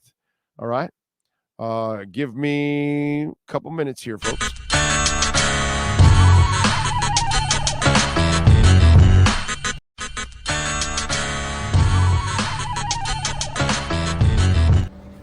I tell you guys all the time about Cutter's Edge Pro, man, and what they did with our backyard and made it a pure oasis. That's our Sylvester tree right there on a beautiful day, providing a ton of sunshine. We've got one exactly like this out in the front yard, and it is absolutely gorgeous. There's Bono hanging around on the artificial turf. What's up, Bono? What's the word, baby? There you go, wagging that little tail. Maiden, there she is. Ziggy. How you doing, Ziggy? There you go. So we got the doggies hanging out. So just want to give you a little, we got some of the trees starting off from this way with the artificial turf. You see, there's Ziggy again, of course.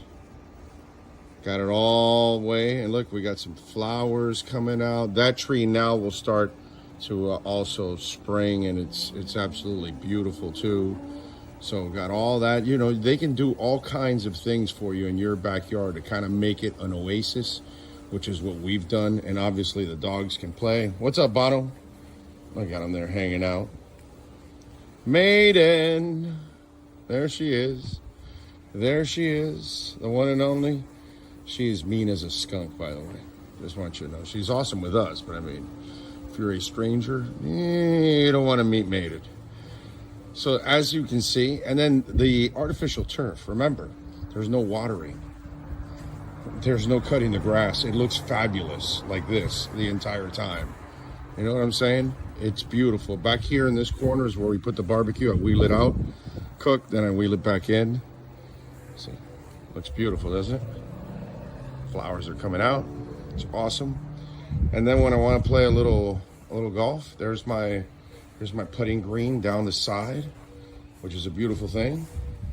There's one of the holes all the way to the other side where Bono is at. All lights up. It's really beautiful when it lights up. See, we got the rough. Got several. Got one on that side. Got one over there in the corner where Bono's leaving. Got rough all over the place, man.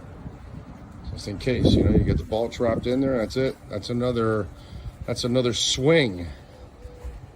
Right, Maiden? So, check it out, cuttersedgepro.com. Make your home an oasis. Make your business, your HOA complex, condominium, you name it, they got you, bro. They do it all. All right? Then cut your trees down, and the artificial turf, I swear by it. Really easy to maintain, and it looks just absolutely freaking beautiful. Welton Rayom has more than 62 years of litigation experience handling insurance disputes. They're committed to resolving even the toughest insurance claims quickly. Call them for a free consultation. 954-966-4646. At Welton Rayom, they don't get paid unless you win. Property damage claims to your home, business, or condo as a result of a hurricane. Welton Rayom can help. Water, mold, fire, smoke damage, Welton Rayom can help. Call 954-966-4646. There's no need to drive around South Florida wasting valuable time looking for a new or certified pre-owned Acura. Go to the #1 volume sales dealership in the Southeast United States. Craig Zinn's Acura of Pembroke Pines. Purchase with pace and space in a dealership tailored to your needs. From home buying to providing that personal touch. Contact the 2020 Satisfaction Award winner Craig Zinn's Acura of Pembroke Pines. 888-776-5123. That's 888-776-5123. Or visit them at 15601 Pines Boulevard in Pembroke Pines. We're back with our coverage of the NFL Draft. It's the EJDconstruction.com off-season NFL Draft Tour, presented by SportsGrill.com. Your home for the NFL Draft and a perfect place to root on your favorite South Florida team. With 8 great locations in South Florida, go to SportsGrill.com to find the nearest location to you. All right. Let's see. Good thing is we're not in a win now mode. Oops, we are. No time for projects. Well, you got to trust the coach. You got a defensive coach, and Fangio obviously wanted this kid, so they felt they needed it. There must be a reason. Remember, X has had his injury history. You've got Trill coming back from an injury. You've got Nick Needham coming back from an injury. So it's they're really, the depth is still kind of questionable.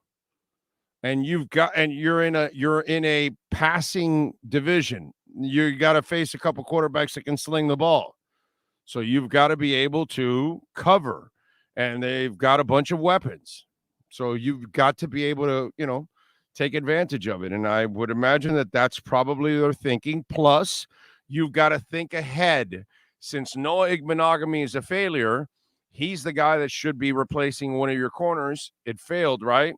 So now you've got to go out and get another guy just in case, so you can, kind of make up for that. So Fangio must like this kid, and that's why that selection was definitely made. They need to replace X after this season. Believe in Greer. The man delivers mostly well, and they're pretty good with defensive backs. They can find defensive backs overall. Vic has a new defensive scheme. It's called the quarter defense, 6 DBs. Let's see. We can replace X next year. Who's going to replace Gesicki? Well, maybe that's what the third round is. Now we'll find out what happens at 84. Maybe they like somebody that's going to fall to 84. Wow, had the tight end we wanted and needed, and they go corner. Yeah, well, they must feel the corner is a better option for them right now. All I wanted was not necessarily the best player on the planet, but just a solid player we can count on. And maybe he is. I mean, some of you out there are acting like it's a bad pick. I don't know. We'll find out. I can't tell you. I don't know. We'll see. We'll find out. X does have an injury history. Guaranteed he has an injury history. So come on, man. You know?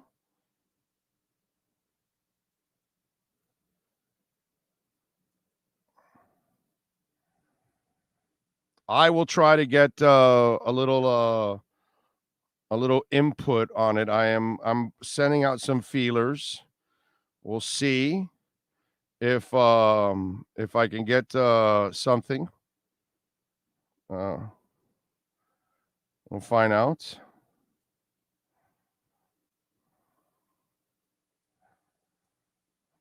Okay.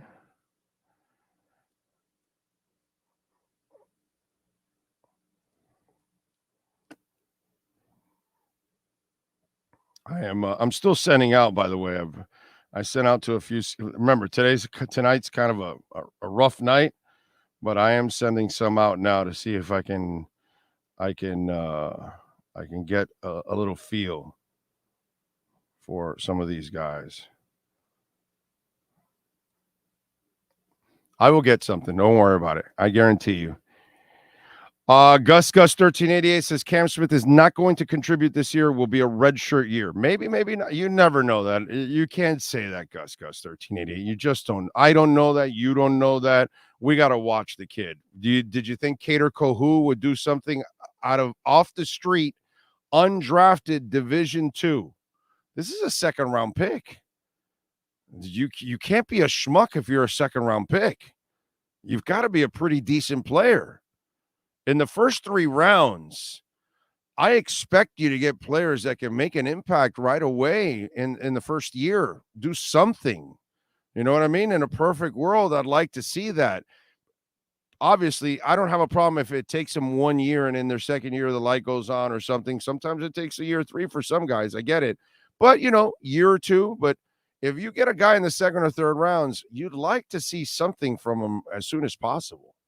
Sometime in that season, you got to see something. So if you get picked in the second round, I get it. You're saying it because X and Jalen are going to be your main guys, but you've got to have a rotation. You got to have more than that. Eduardo Blasco, who is going to be the blocking tight end. They already have a blocking tight end. His name is Durham Smythe. What they need is a blocking pass-catching tight end is what they need. That's the next thing. But thank you for the super chat. Appreciate it as always. Remember, you can make a donation through Cash App or Venmo at Cash Big O Show. That is Cash Big O Show. Cash App or Venmo. What a wasted pick. Why? So, oh, man. I love it how you guys are like, okay, I've given up on the draft pick, and the kid hasn't even taken the field. He might be a badass player. Think of it this way. In the last 5-6 years, your second round picks are Gesicki and Hunt and Holland and Holland, Gesicki, X-Man. You've had a lot of success with your second round picks. They're not all successful, obviously, but they hit on a lot of second rounders, and they become pretty good players overall. It hasn't been that bad of a run in the second round over the last couple of years. So maybe this kid has got a little something to him. Beer Noob 21. Thank you for the love on the super chat. He says this feels like Iggy Part 2. I wouldn't go there. I think we should have addressed a bigger need, but he's good. Kid can play. Let me see. Lindsay had him as the fourth best corner after Gonzalez. He's supposed to go higher than 51. That I know that. I know that for a fact. He's supposed to go late first or early second is where Cam Smith was supposed to go. But I didn't really look at corner because I didn't think it was, I know for a fact he's supposed to go earlier than 51. He lasted longer than he's supposed to. He's I know he's considered kind of a bargain at this point that he lasted this long. The problem that freaks some of you out, it's not a tight end that we talked about constantly. It's not an offensive tackle, offensive guard. These are the middle linebacker. These are the things that we all talked about. And because we didn't get what we wanted, and they took what they felt was the better player on the board, and again, if you are going to cut X next year, then what are you going to do? Draft a rookie and plug him in there? This kid gets a year to kind of develop to make sure and then play and replace X. Jay Kranites says, kid is a stud who can cover tight ends. We are not keeping X next year. This is depth and insurance. Folks need to relax. That's what I think it is. But and I'd love to actually give the guy a break. Maybe he's a hell of a player, and maybe that's why they picked him. And you're not going to keep X long term anyway. Okay.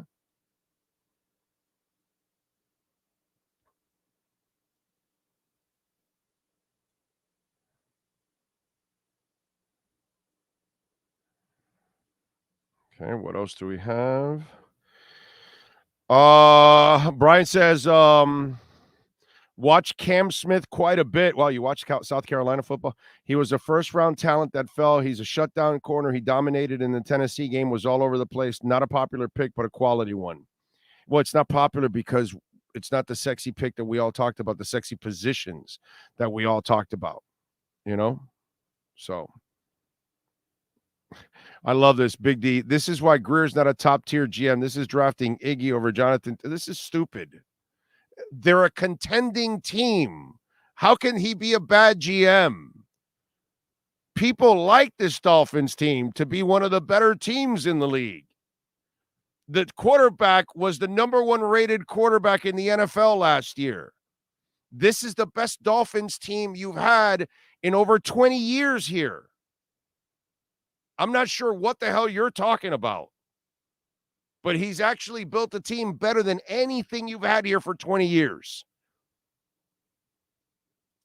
I'm not sure what you're talking about. It's one of the best offenses in the NFL. Long, physical guy. This is an NFL scout. Long, physical guy, plays with tempo or tempo setter on defense. 6 or 7 career interceptions, knack for defending the pass, great trifecta numbers for explosiveness at the combine with vert, broad, and 40. And this is a guy that's not tied to this team at all. He doesn't give a shit. Okay? He doesn't care. This is from another team.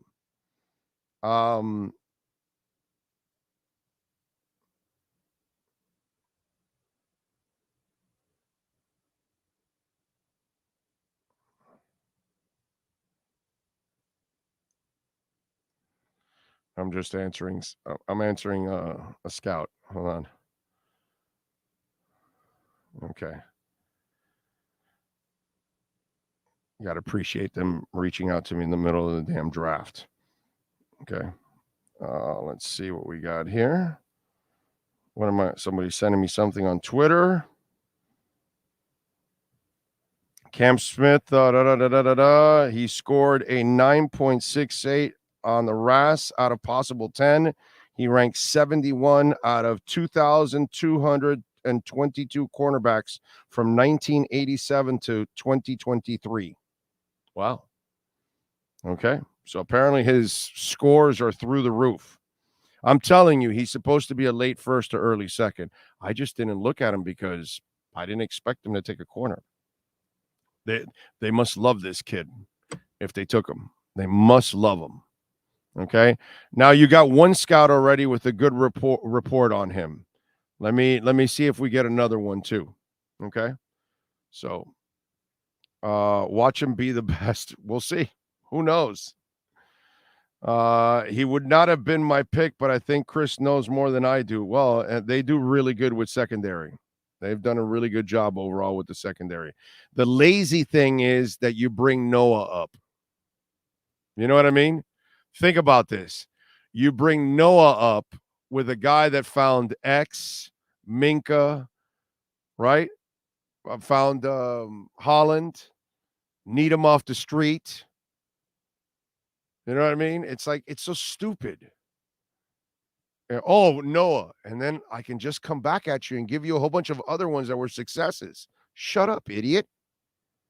But, you know, you got to be a dumbass to live off of the Noah bust when a ton of secondary picks have actually exploded for the Miami Dolphins.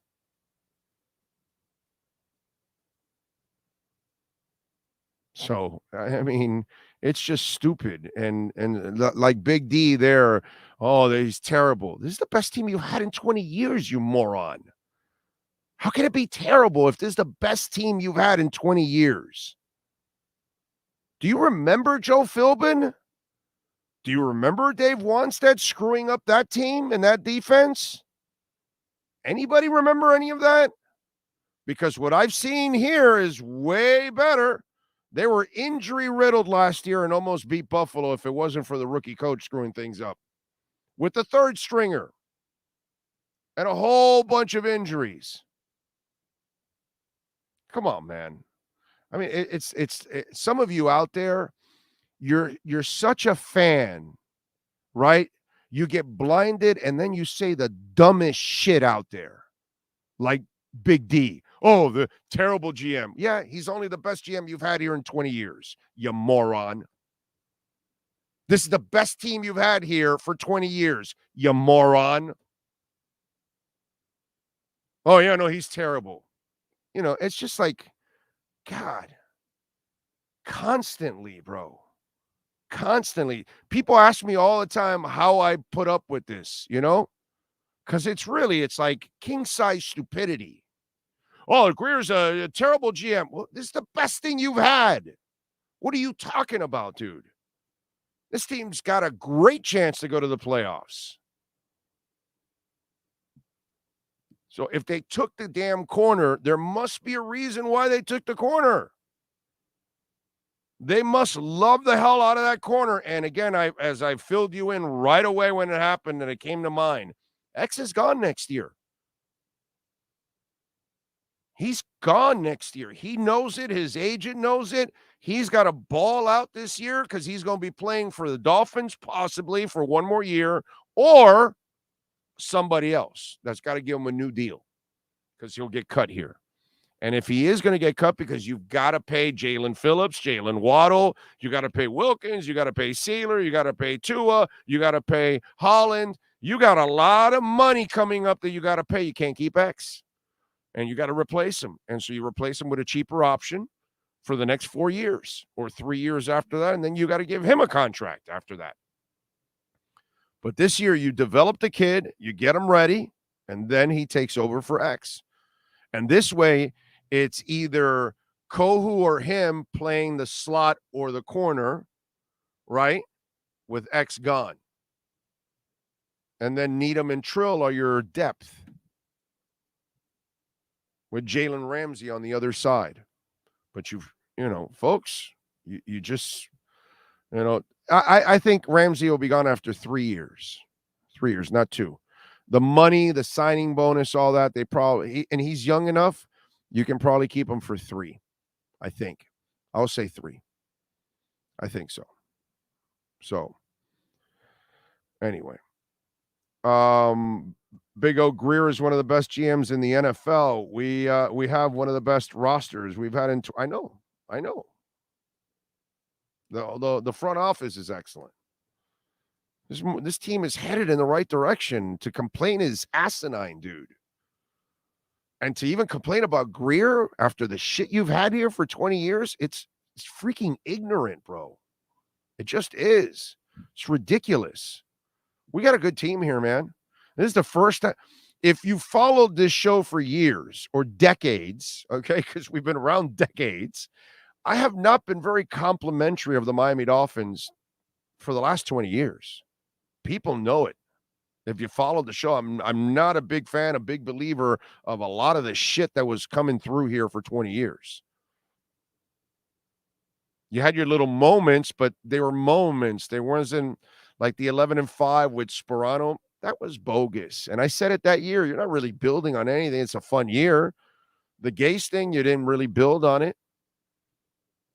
You know, you had some successes, but there were nothing. This is real. This is the real deal now. You're actually building something. This is the best quarterback you've had since Marino, and this is the best team you've had here in well over 20 years now.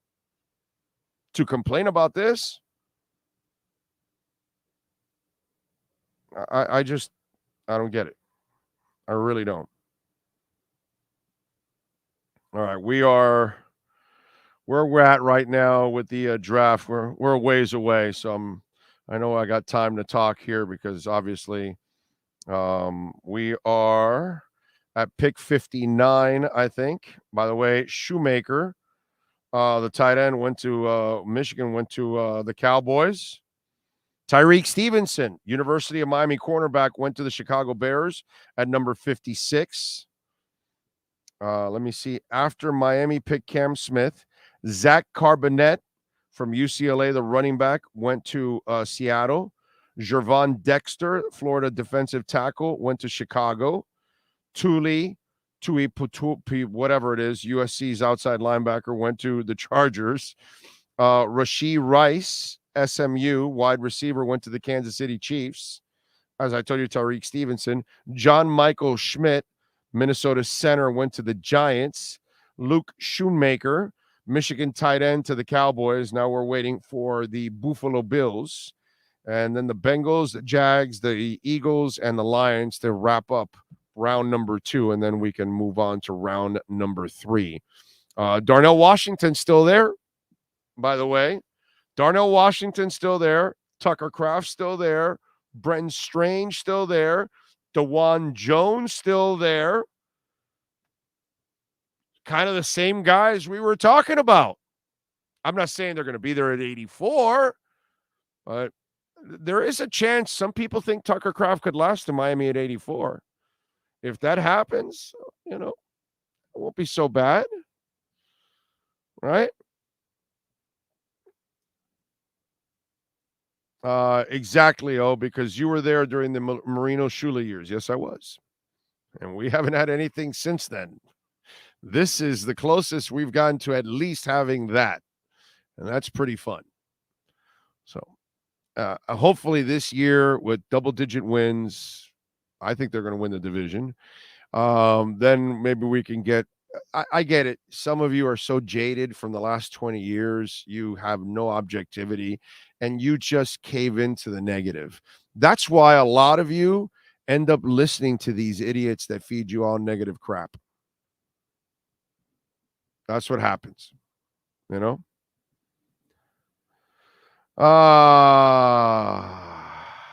Anyway. So Cam Smith, by the way, was selected with the Dolphins pick at 51. They didn't move down or anything like that. So there was no trade. I thought it looked like maybe they moved down, but no.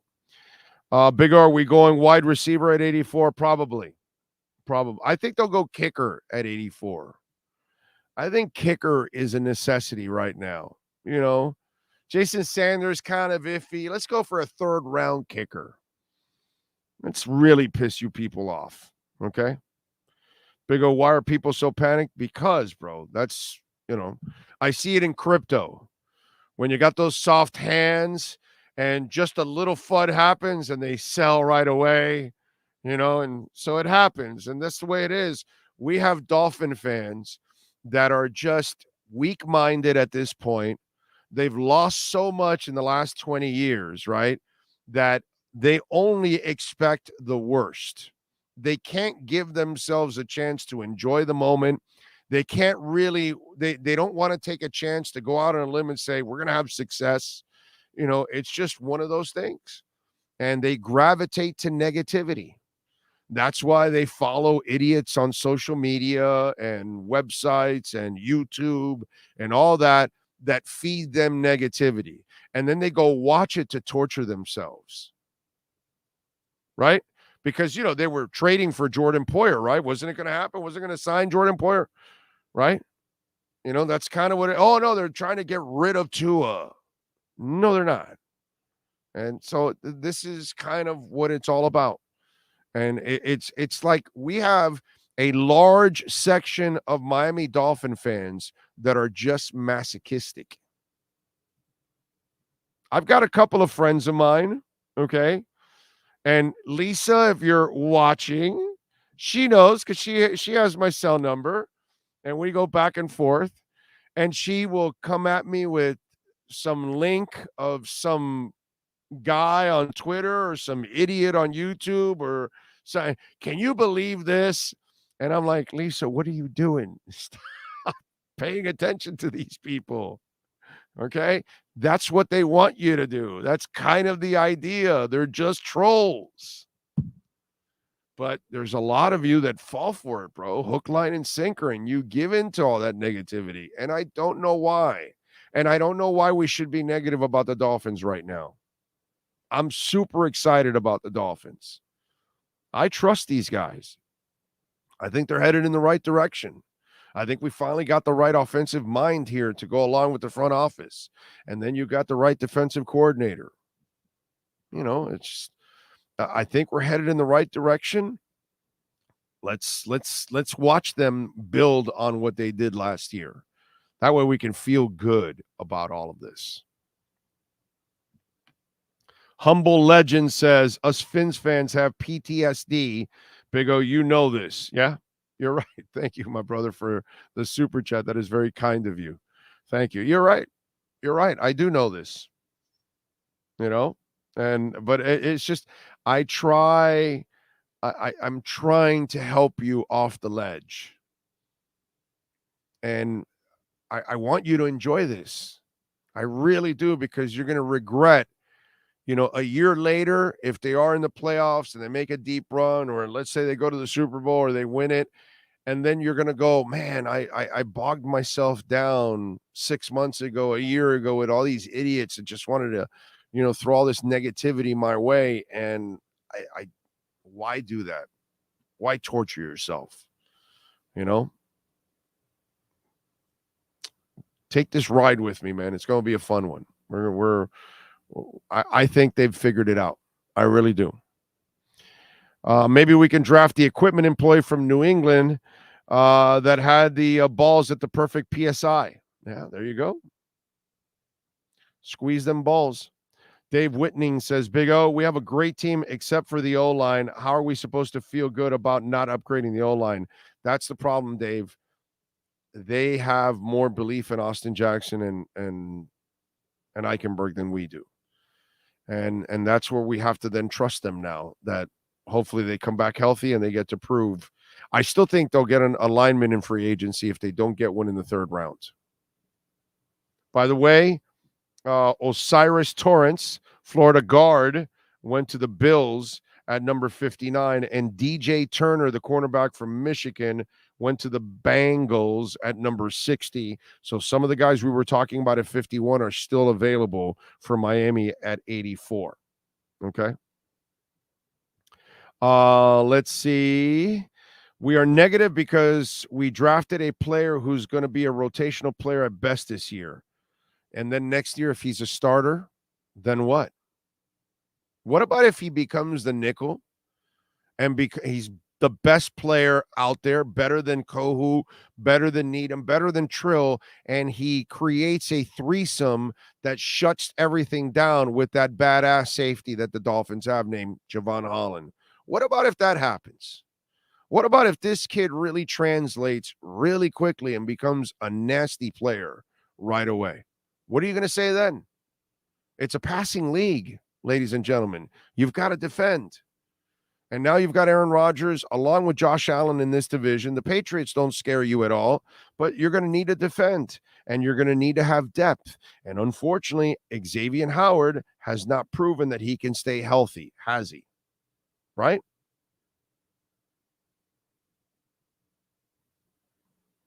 So I just wish we would be a little bit more patient with all of this.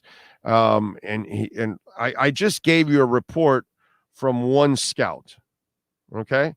I'm still waiting for a couple of guys to send it in, but it's tough. I know it'll come in late at night tonight. In the morning, I'll wake up and I'll have a few. Listen, this is from an NFL scout. Okay. This is a professional, does not work for the Dolphins. In fact, he's in the NFC. Okay. A quick take on him. Long physical guy, plays with tempo or tempo setter on defense. 6 or 7 career interceptions, knack for defending the pass, great trifecta numbers for explosiveness at the combine with the vert, broad, and 40. So he likes this kid. He thinks it's a good pick. And I do know for a fact he was supposed to be a late first rounder to early second rounder. Some people are saying that maybe he had a little bit of an attitude, and maybe that's why he kind of fell a little bit. But that's all right. Jimmy Butler's got a bit of an attitude. That's kind of worked out, right? I don't mind an attitude. Zoe had an attitude. Jason Taylor had an attitude. Okay? I got along great with Jason. He's awesome with me. But he had a attitude to him. You don't become what he was without an attitude. You think Sam Madison didn't have an attitude? Come on, man. So it's all good. William Quigley, our man, baby. Cutter's Edge Pro, says NFL draft grade A-. This is a battle-tested, feisty ball hawk who can man up on the perimeter, athletic and strong, a bit surprised. This was a CB given their depth there. The kid is a stud. And remember, next year X is gone. This is your replacement for X. I'm telling you, this is your replacement for X. You have to, when you're a general manager, you have to have forward thinking. That was the idea with Noah. But it didn't work out because he didn't develop. But then you end up finding Needham, Kohu, and you're developing Trill Williams too. So when you don't make up for Noah, when you lose out on Noah, you made up for 3 other guys that you found off the street. And now you draft another kid. So now you hope that you don't miss on this one. And I'm sure Fangio must love this guy. And let me tell you something. Did you see exactly what William was talking about and what the scout was talking about? He's a cover guy, bro. He can defend the pass. He's really good. He's physical. You got to be really good at coverage in Fangio's defense. It's a bend, don't break type deal. Okay? Gus 1388 says Georgia standout tight end Darnell Washington, who excelled in games last season, has been pushed down on some NFL draft boards due to knee issue per league source, Aaron Wilson. Yep, and I'll take him. Hopefully he falls to 84. Chances are high that either X or Ramsey will miss some time this year. It's the NFL. Not a bad pick. I'm going to trust these guys. So, going against Philly, Dallas, Jets, Chiefs, Giants, Patriots, LA, Baltimore, Carolina, and Washington's defense next year. Our O-line better be much better than last year. Jason, nobody can argue that point, sir.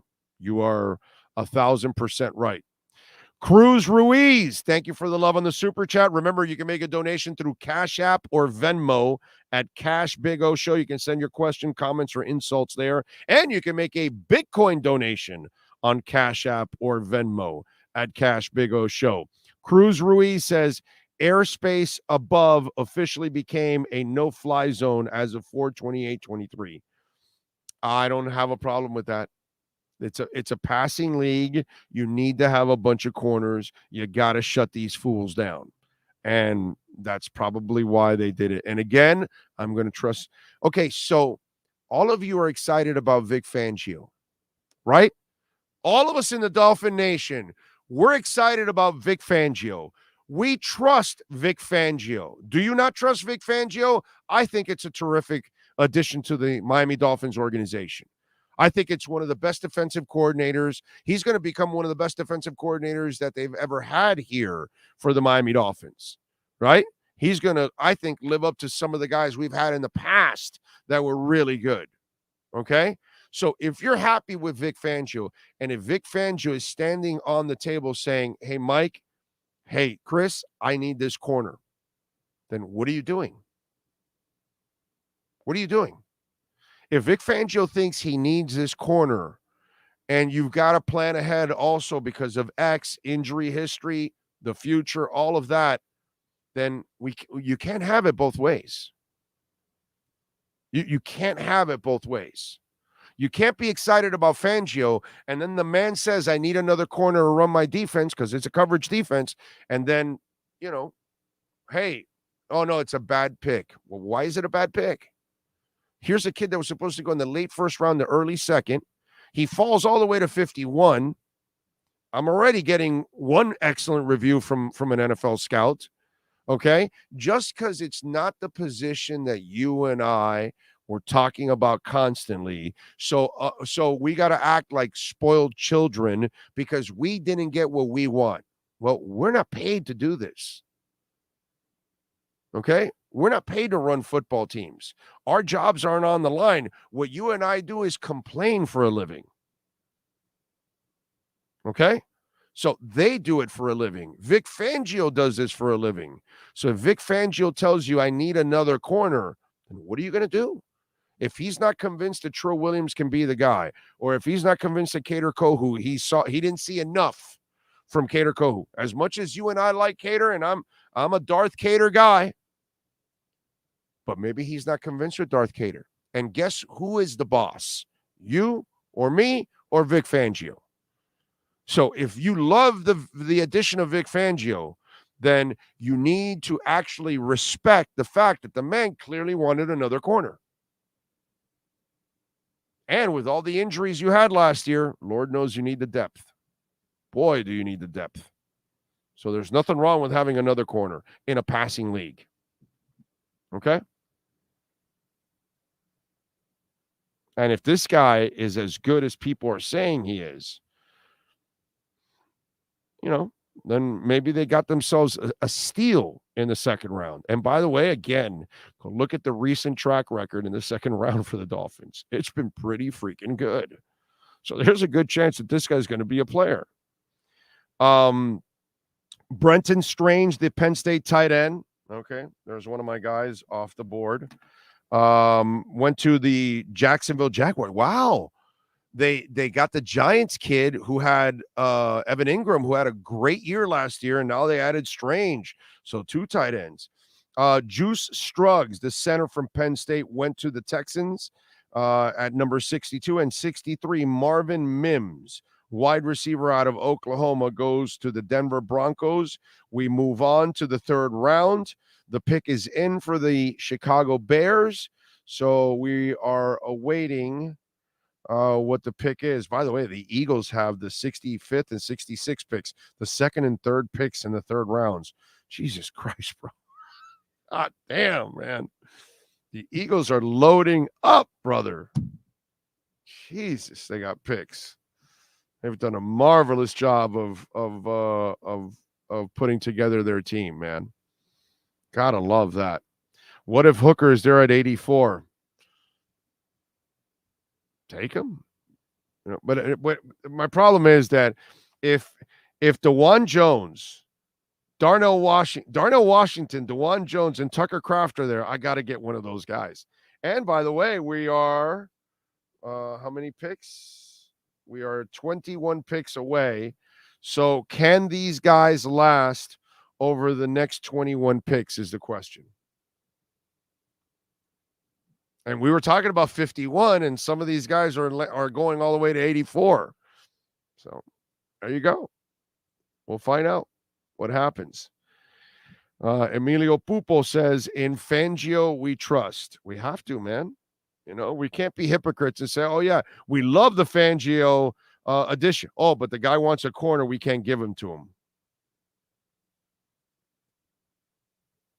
Okay.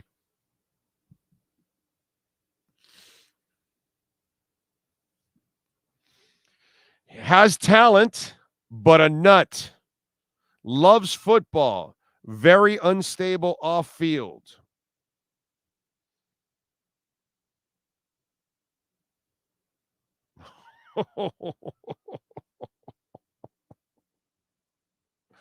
Woo! Okay. So he may need a little structure, apparently. Has talent, but a nut. Loves football. Very unstable off the field. Okay. Now you know why he fell. Okay. It's an NFL scout right there. It's another one that came in. Okay. Is Hooker still there? If so, why? He's coming off a surgery and he's not a finished product. He's, remember, when you're taking quarterbacks at this point in the second and late first to second, third rounds, these are guys that have holes in their game. They're super gifted or they're talented in one way or another, and then you've got to then polish up the diamond. That's what it is. When you get a guy like that, that's the issue. You know what I'm saying? That's why he's in the second round. That's why he's falling to the third round, because he's got some issues. He's got talent, but you still have to kind of refine that talent. Although damn, this is a guy I've known for years, like well over a decade. Okay. Has talent, but a nut. Loves football. Very unstable off field. Wow. Okay. Let's hope Ramsey leads him into the right path. Yeah, let's hope so. Okay. So now we know. Fiery dude. But he does love football. So there you go.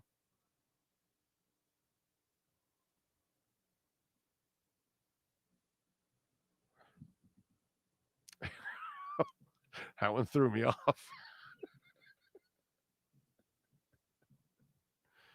The good thing about our show is that we're not going to screw around, and we'll actually give you the real breakdown of what we get from, whatever. Like, I remember when, I talked about it today on the show, when we got the, report with, the corner with my grandma, Vontae Davis, and I warned everybody that he was immature, and it kind of ended up happening. You know what I mean? So these are things. Ryan Mallett, I remember when he came out, I was like, this guy, I got real bad reports on him. I remember Ray Malaluga when he first was coming out of USC. One scout told me he was a functioning alcoholic. And as you found out as the career went on, Ray had several issues with alcohol along the way. So it was like right on target. My guys don't bullshit me. I don't ever get any lies or anything like that. My guys tell me straight up what if there's something wrong with the kid, if he's fantastic or whatever. And if there's something wrong, they'll tell me, and there you go. Now you kind of found out he might be a little bit unstable off the field. So it's kind of the thing. Yeah, but I hope he's not Pac-Man Jones. That's 9 or 10 arrests Pac-Man Jones had in his, and he got somebody paralyzed. Yeah, that's not the kind of unstable I want. Yeah, Darrell Washington's dropping. DeJuan Jones is dropping. Nick Saldiveri is dropping. Blake Freeland is dropping. Tucker Kraft is dropping. Brendan Daniels is dropping.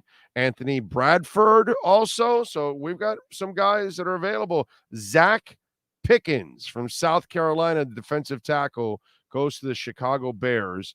I've never seen anybody with the name Zach with 2 C's. You ever seen that? Z-A-C-C-H. Is that really how his name is spelled?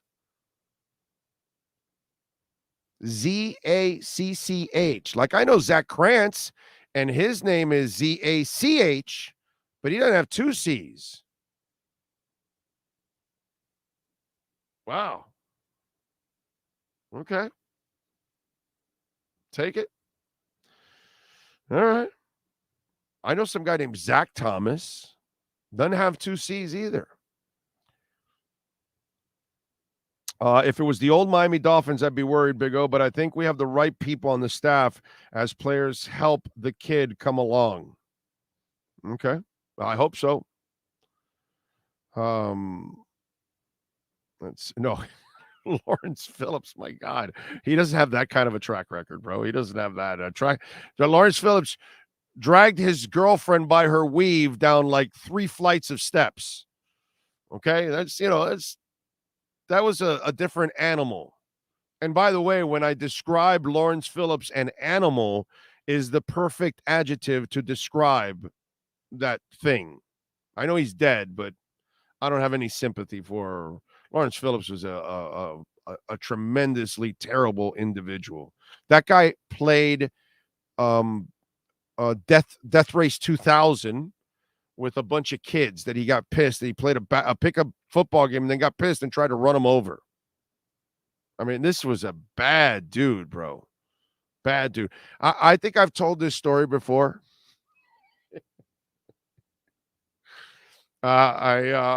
I'm the only guy in the history of South Florida that interviewed Lawrence Phillips while he was with the Miami Dolphins. That's a fun fact that you'll know.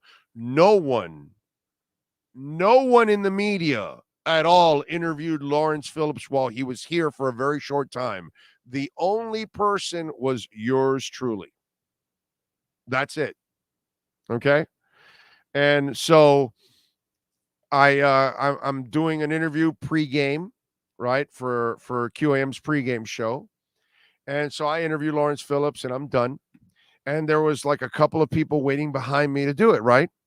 So the next guy, I don't know who it is, right?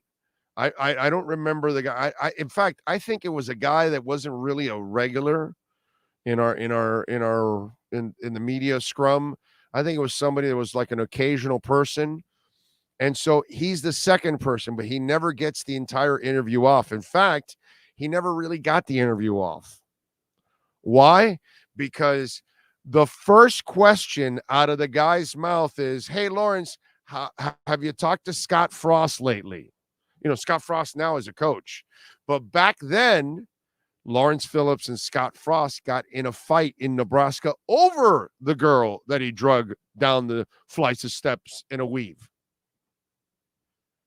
And right there, the PR guy, Harvey Green, says, "That's it. That's it." And he stopped the guy. Like, he never even gave Lawrence a chance because he was afraid Lawrence might, attack the guy with a, like, that's the question you open up your interview with. Like, are you out of your mind? Like, I didn't even approach that question because why am I going to do that?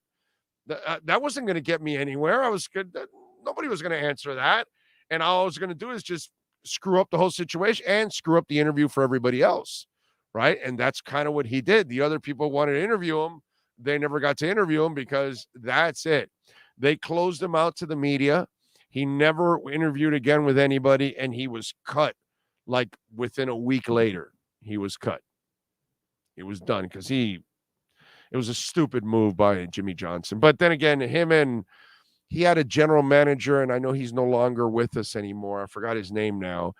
But, bro, those guys would bring in every freaking lowlife in the world. During that Jimmy Johnson era, Jimmy was ruthless to that sense because he brought in guys that, like, were really shady, like super shady.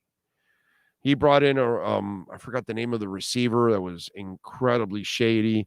He brought in a defensive lineman that had some mental issues. You can tell he had a scar across his neck, like he tried to commit suicide.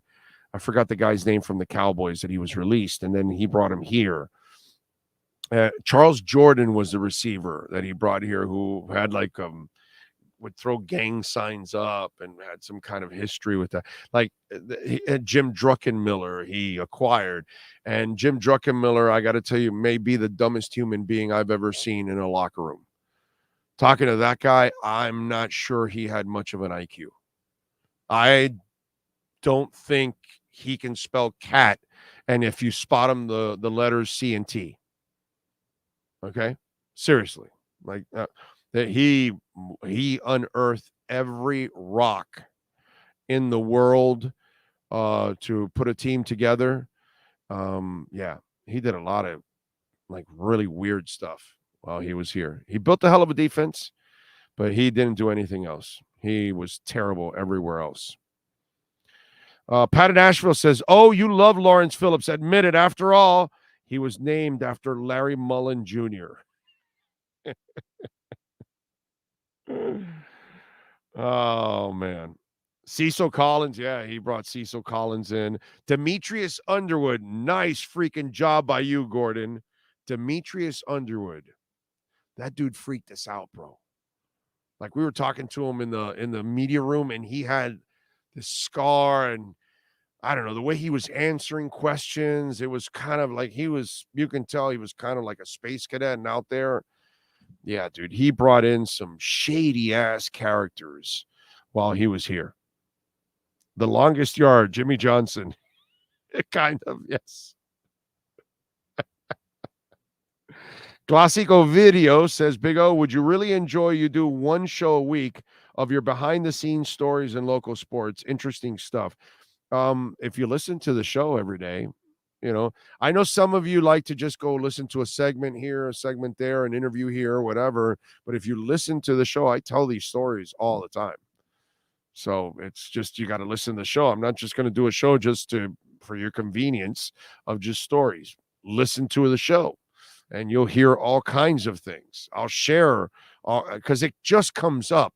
It's not something that I can plan because they're memories that are stashed in the bank, and then they pop up and, I remember when this happened, and then I'll tell you about, something that happened or whatever, That's the thing. So it's not that simple, my brother, Some of it is just stashed in there and it doesn't come out till it's kind of been, ignited.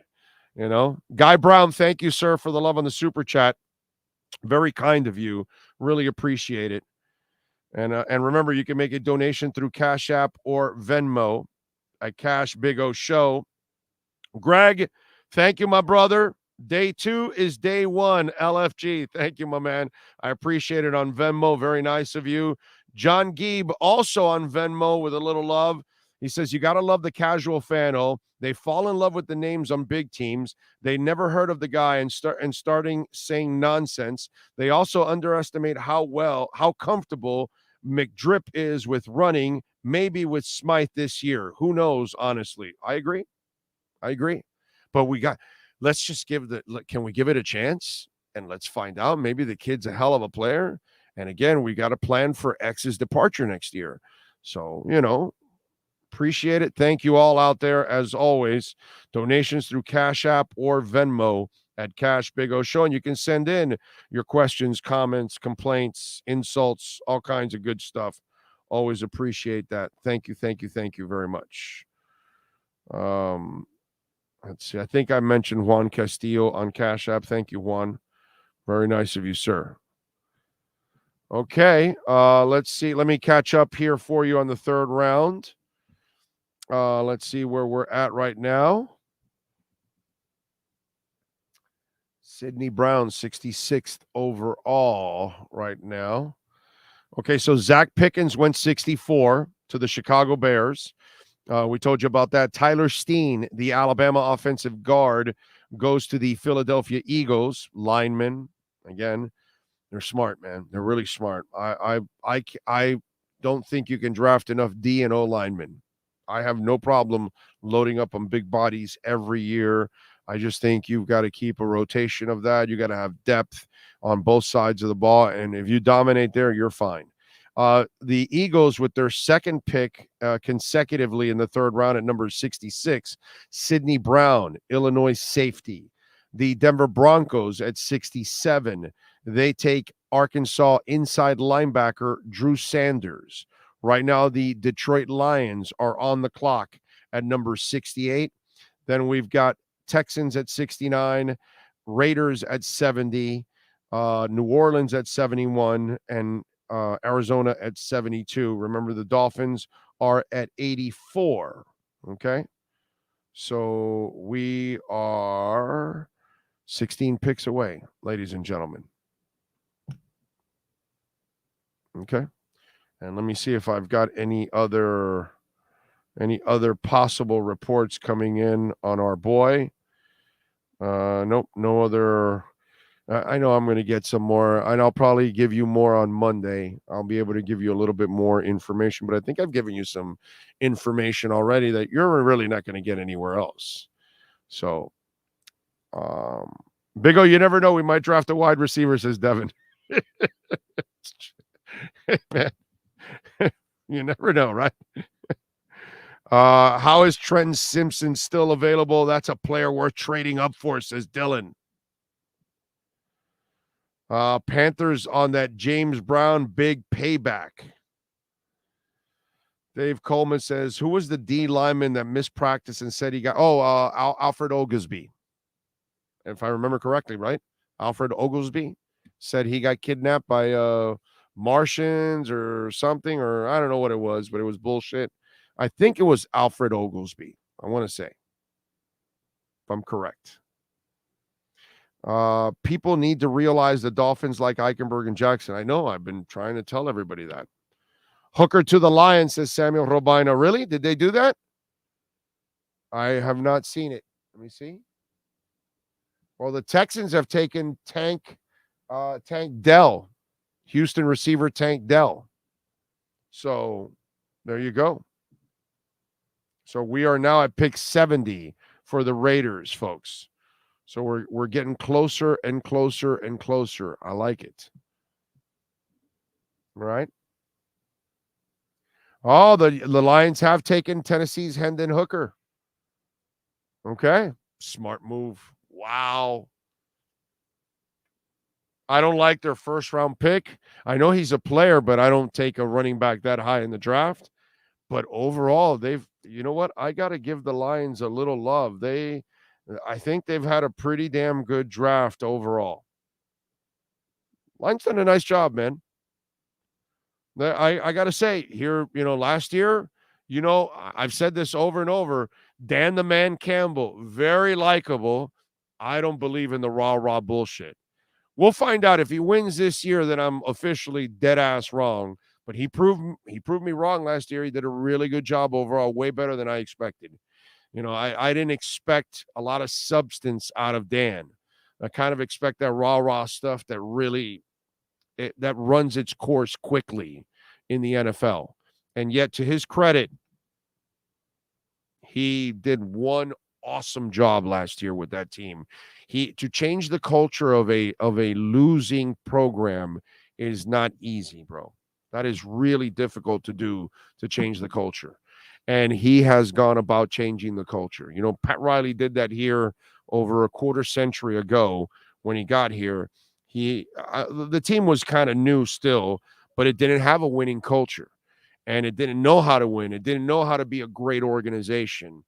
And so he had to kind of train everybody how to be great at what they do. And they've been that since he's been there. And this guy's doing it, man. I got to give him some love. William 9-8 last year is awesome for the Lions. Okay. As I used to say all the time, it was disgusting, despicable, possibly racist what the Lions did several years ago when they fired Jim Caldwell, who in 4 seasons had 3 winning seasons and 2 playoff trips. How do you do that in Detroit? That's disgusting. Hate to say it, but if a white coach is doing it, I bet they would have kept his ass. It's really hard to do that. And when they did that, I thought, like, what does Detroit want? And this guy, man, if he could follow up 9-8 and get to 10 wins and get in the playoffs, then I got to say, hey, man, I'm wrong. Dan Campbell can coach, can be actually a real coach, not just a rah guy trying to, pump you up, that kind of stuff. You know what I'm saying? So I got to give him credit, man, because he proved me wrong last year. But as I always say, any pro can have a good week, a good month, a good year. The real ones do it year after year. So when you come back the second year and do it again, that's when I know you're for real. So this is the year he gets to crush me and prove that he's for real. Great move with Hendon Hooker for them. Nathaniel Dell, the Houston wide receiver, as I told you, goes to the Texans. Houston wide receiver, Texans. Okay. We got the Raiders now at 70. Kind of exciting now as we're getting closer to the Miami Dolphins. I like it. I like it. We are 14 picks away. That's a beautiful thing. Let's see. Goff was 5th in passer rating and had 29 touchdowns and 7 receptions, 4,500 yards. Yeah, he had a hell of a year. He had a hell of a year. That's why the Hendon Hooker thing is awesome, because now you can bring him back. Hopefully you get another year or two out of Goff and you can develop Hooker, and then he can take over after that. But here's the other thing. Can Goff do this again? That's the question. You know, this also, the pressure on Dan Campbell is to prove that last year was not a fluke, that, you know, you are headed in the right direction, not like maybe other years where you weren't getting the results with Dan Campbell. Now you got some results last year. Do you do it again? And Jared Goff is the same thing. Jared Goff, you finally had a really good year. Okay. Now, can you follow it up, or was this an aberration? Remember, what was his name from Anderson from the Cleveland Browns? He came in and had one solid year for the Browns. They gave him a new contract, and he could never match that season again. And that's kind of the trick there.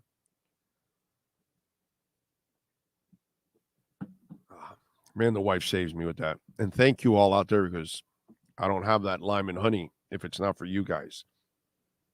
So I appreciate it all out there. Thank you very much. As always, you guys are always looking out for me. And I am blessed to have you guys out there. I know we're all blessed, actually, including my man, Sean, who I am hoping he's all right. Okay, let's do this. Give me 2 minutes here to rest my voice, and get ready for the home stretch as we get ready, hopefully, to get to our pick here at number 84. See what the Dolphins end up doing at 84, baby. Let's go. You're tuning into the best NFL draft coverage for Miami Dolphins and NFL fans. It's the EJDconstruction.com off-season NFL draft tour. For additions, home remodeling, and custom work, call Eric at 305-433-4843. EJDconstruction.com is the custom home builder and general contractor you can trust. 305-433-4843. Welton Rayom has more than 62 years of litigation experience handling insurance disputes. They're committed to resolving even the toughest insurance claims quickly.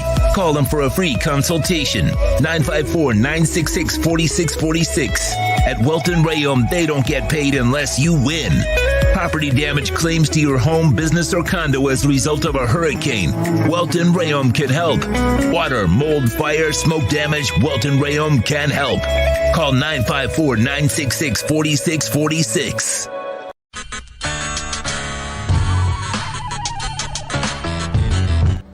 You know, I tell you guys all the time about Cutter's Edge Pro, man, and what they did with our backyard and made it a pure oasis. That's our Sylvester tree right there. A beautiful day, providing a ton of sunshine. We've got one exactly like this out in the front yard, and it is absolutely gorgeous. There's Bono hanging around on the artificial turf. What's up, Bono? What's the word, baby? There you go, wagging that little tail. Maiden, there she is. Ziggy. How you doing, Ziggy? There you go. So we got the doggies hanging out. So just want to give you a little, we got some of the trees starting off from this way with the artificial turf. You see, there's Ziggy again, of course. Got it all the way. And look, we got some flowers coming out. That tree now will start to also spring, and it's absolutely beautiful too. So got all that. You know, they can do all kinds of things for you in your backyard to kind of make it an oasis, which is what we've done. And obviously the dogs can play. What's up, Bono? I got them there hanging out. Maiden. There she is. There she is. The one and only. She is mean as a skunk, by the way. Just want you to know. She's awesome with us, but I mean, if you're a stranger, you don't want to meet Maiden. So as you can see, and then the artificial turf, remember, there's no watering. There's no cutting the grass. It looks fabulous like this the entire time. You know what I'm saying? It's beautiful. Back here in this corner is where we put the barbecue. I wheel it out, cook, then I wheel it back in. See, looks beautiful, doesn't it? Flowers are coming out. It's awesome. And then when I want to play a little golf, there's my putting green down the side, which is a beautiful thing. There's one of the holes all the way to the other side where Bono is at. All lights up. It's really beautiful when it lights up. See, we got the rough. Got several. Got one on that side. Got one over there in the corner where Bono's leaving. Got rough all over the place, man. Just in case, you know, you get the ball trapped in there. That's it. That's another swing. Right, Maiden? So, check it out, cuttersedgepro.com. Make your home an oasis. Make your business, your HOA complex, condominium, you name it, they got you, bro. They do it all. All right? They can cut your trees down, and the artificial turf, I swear by it. Really easy to maintain, and it looks just absolutely freaking beautiful. Cutter's Edge Pro. Right, Ziggy? The viewpoint, statements, or beliefs expressed on the following program by the host, guests, or callers are not necessarily the opinions of FantasyXS.com, Media Group Inc. ownership, management, sponsors, or website. We're back with our coverage of the NFL Draft. It's the EJDConstruction.com off-season NFL Draft Tour, presented by SportsGrill.com. Your home for the NFL Draft and a perfect place to root on your favorite South Florida team. With 8 great locations in South Florida, go to SportsGrill.com to find the nearest location to you. All right. By the way, Nick Hicks is a big fan of the Cam Smith selection. Thank you, Gus. Gus, I see you retweeted it. He says, Noah was a first-round pick, but Cam should have been a first-round pick, but luckily he slipped. Cam is very good. So there you go. And there's a picture of Cam and Dalvin Cook on IG. So that means he must be coming here. Right? That's what it must mean.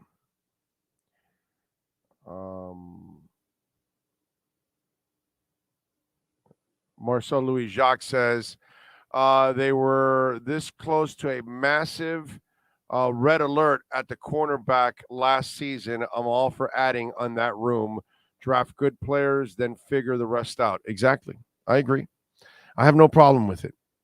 I have none. Just because it's not what we wanted, you know what I'm saying? It's not because we were, talking about a specific position and we didn't get what we wanted, then we're going to act like petulant children and start complaining. No, dude. I understand what they're doing, and I understand the foresight behind it also. And I don't have a problem with it. I really don't. We told you about Kendra Miller, the TCU running back. He goes to the Saints, or we didn't, I think. No, actually, we didn't. So Nathaniel Dell, wide receiver for Houston, goes to Houston at 69. At 70, it's Byron Young, Alabama defensive tackle. At 71, it's Kendra Miller, the TCU running back. Now we're waiting for Arizona's pick. Okay. Let's see. I am waiting. Garrett Williams, Syracuse cornerback now. So we are at 73, ladies and gentlemen. We are 11 away. We're close to getting to single digits. Yeah, baby. I love it. Let's see. Let's hope.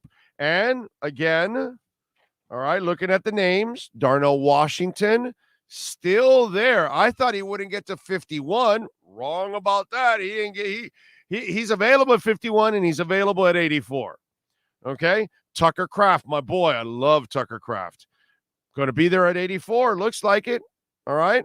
We've got DeJuan Jones. Has not been taken. Mammoth human being. Maybe the knee injury. Nick Saldiveri. Another guy, the Old Dominion lineman. Blake Freeland. BYU. Still available. Braden Daniels. Utah. Still available. Anthony Bradford. LSU guard tackle, still available. So we got guys available still. Some of the guys that we were talking about at 51, you know. Well, hard to take this guy's word for it, but I'll go with it. The Miami Dolphins secondary is going to be sick.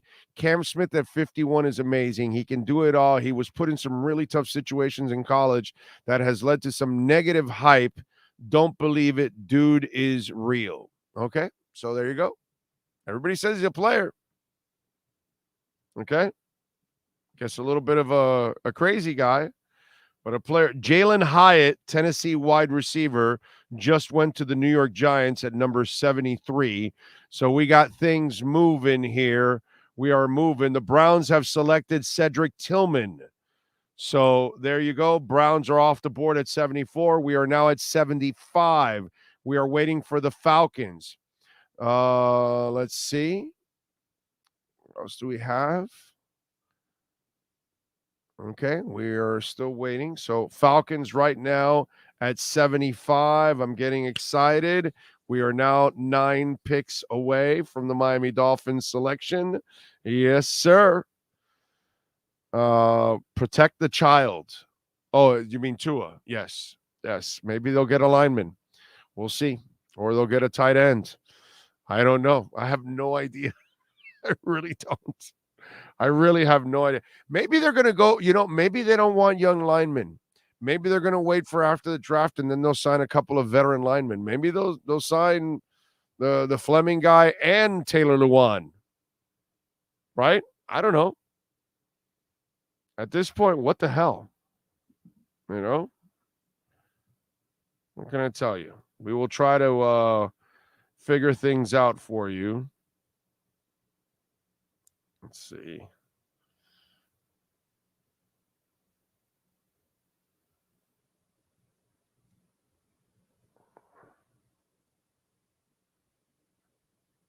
Okay.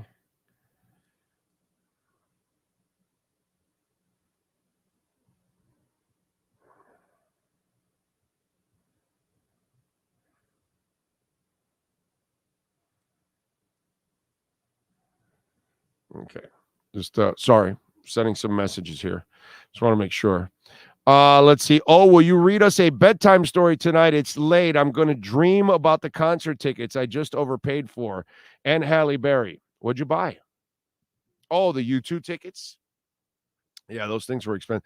I haven't gotten any tickets, by the way. I am U2-less right now, which kind of sucks. By the way, anybody out there going to U2 in Vegas, you got extra tickets, I'm buying. I'm in. Okay? I need to go to Vegas. I need to go see U2 at the Sphere a couple times. Not once, not one, not two. I want to go several times. No, seriously, I am not joking at all. So anybody out there and you got an extra, I'm in. Okay? I'm in. I will be happy when the NFL eliminates pick leaking or figure out a system to break the news before all of us who have the internet figure it out, NFL. Oh, God, who cares, bro? What does that matter, man? I don't care if the pick is, said before. That doesn't. I've done it myself. I did it last year. I told everybody that what's it called? The linebacker, Channing Tindall was the selection last year in the 3rd round before everybody. So, but I don't care about that. That doesn't do anything, bro. That's, it's not going to get me all freaked out. With the 78th pick overall, the Patriots are selecting safety Marte Mapu. Okay. So there you go. We have now the 76th pick. So now we are at 77 with the LA Rams. I am getting excited. 8 picks away. Okay. 8 picks away. Love it. What else do we have here? Nope, that's it.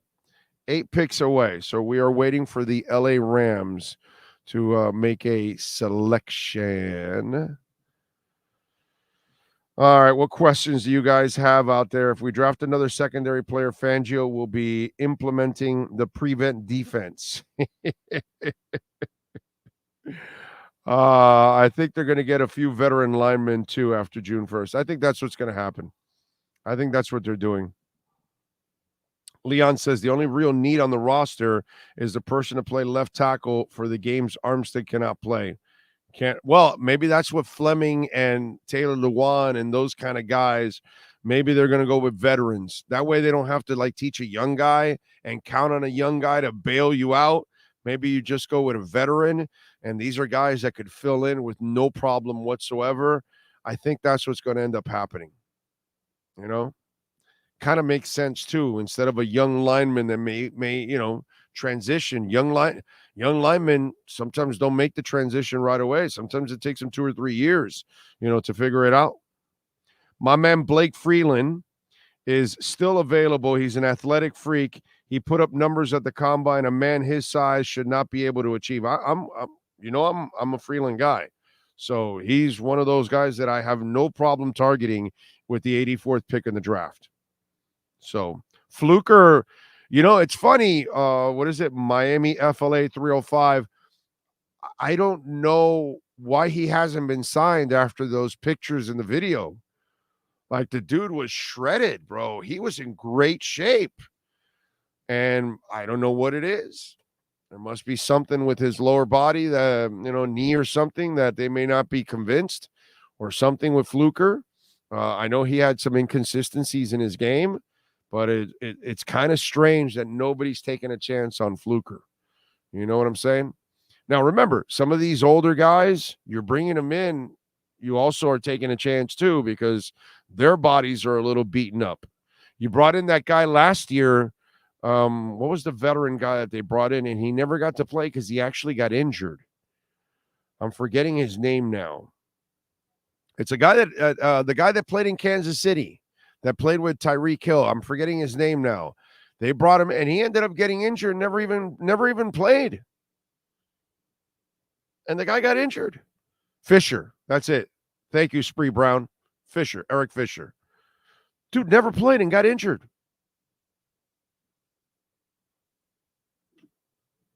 Zach Harrison, Ohio State defensive end, goes to the Falcons at number 75. I think we mentioned that already. Okay. We are awaiting the Rams pick, I think it is, right? At 77. Okay. We await. I think we need O-lineman and tight end. Washington would be really good. My Gators had to play against him. Hard to cover. Yeah, he's a big dude. I agree. I like him. Plus, he's kind of a developmental guy. That's probably why he's lasted so long, to be quite honest. One of those deals.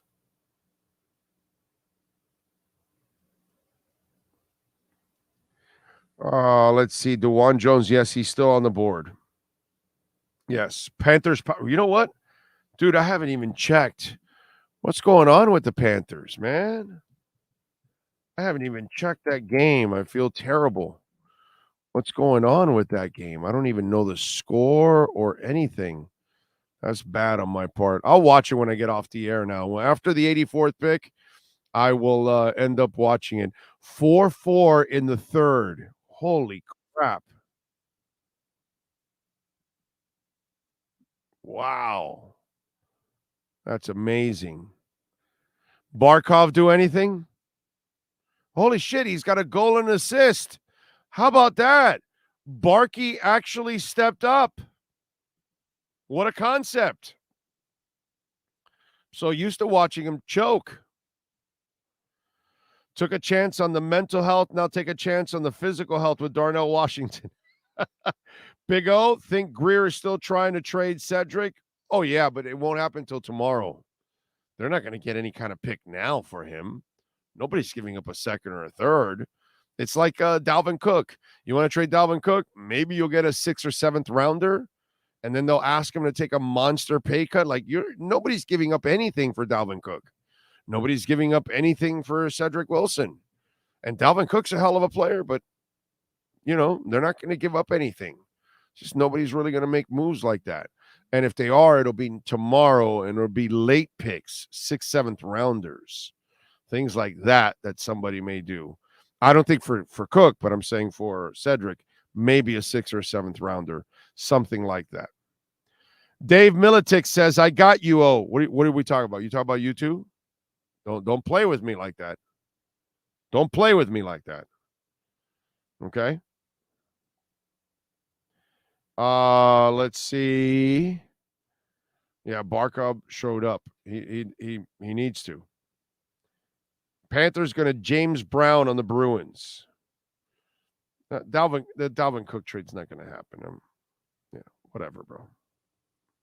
Tucker Kraft looks nice at 84 also. Yes.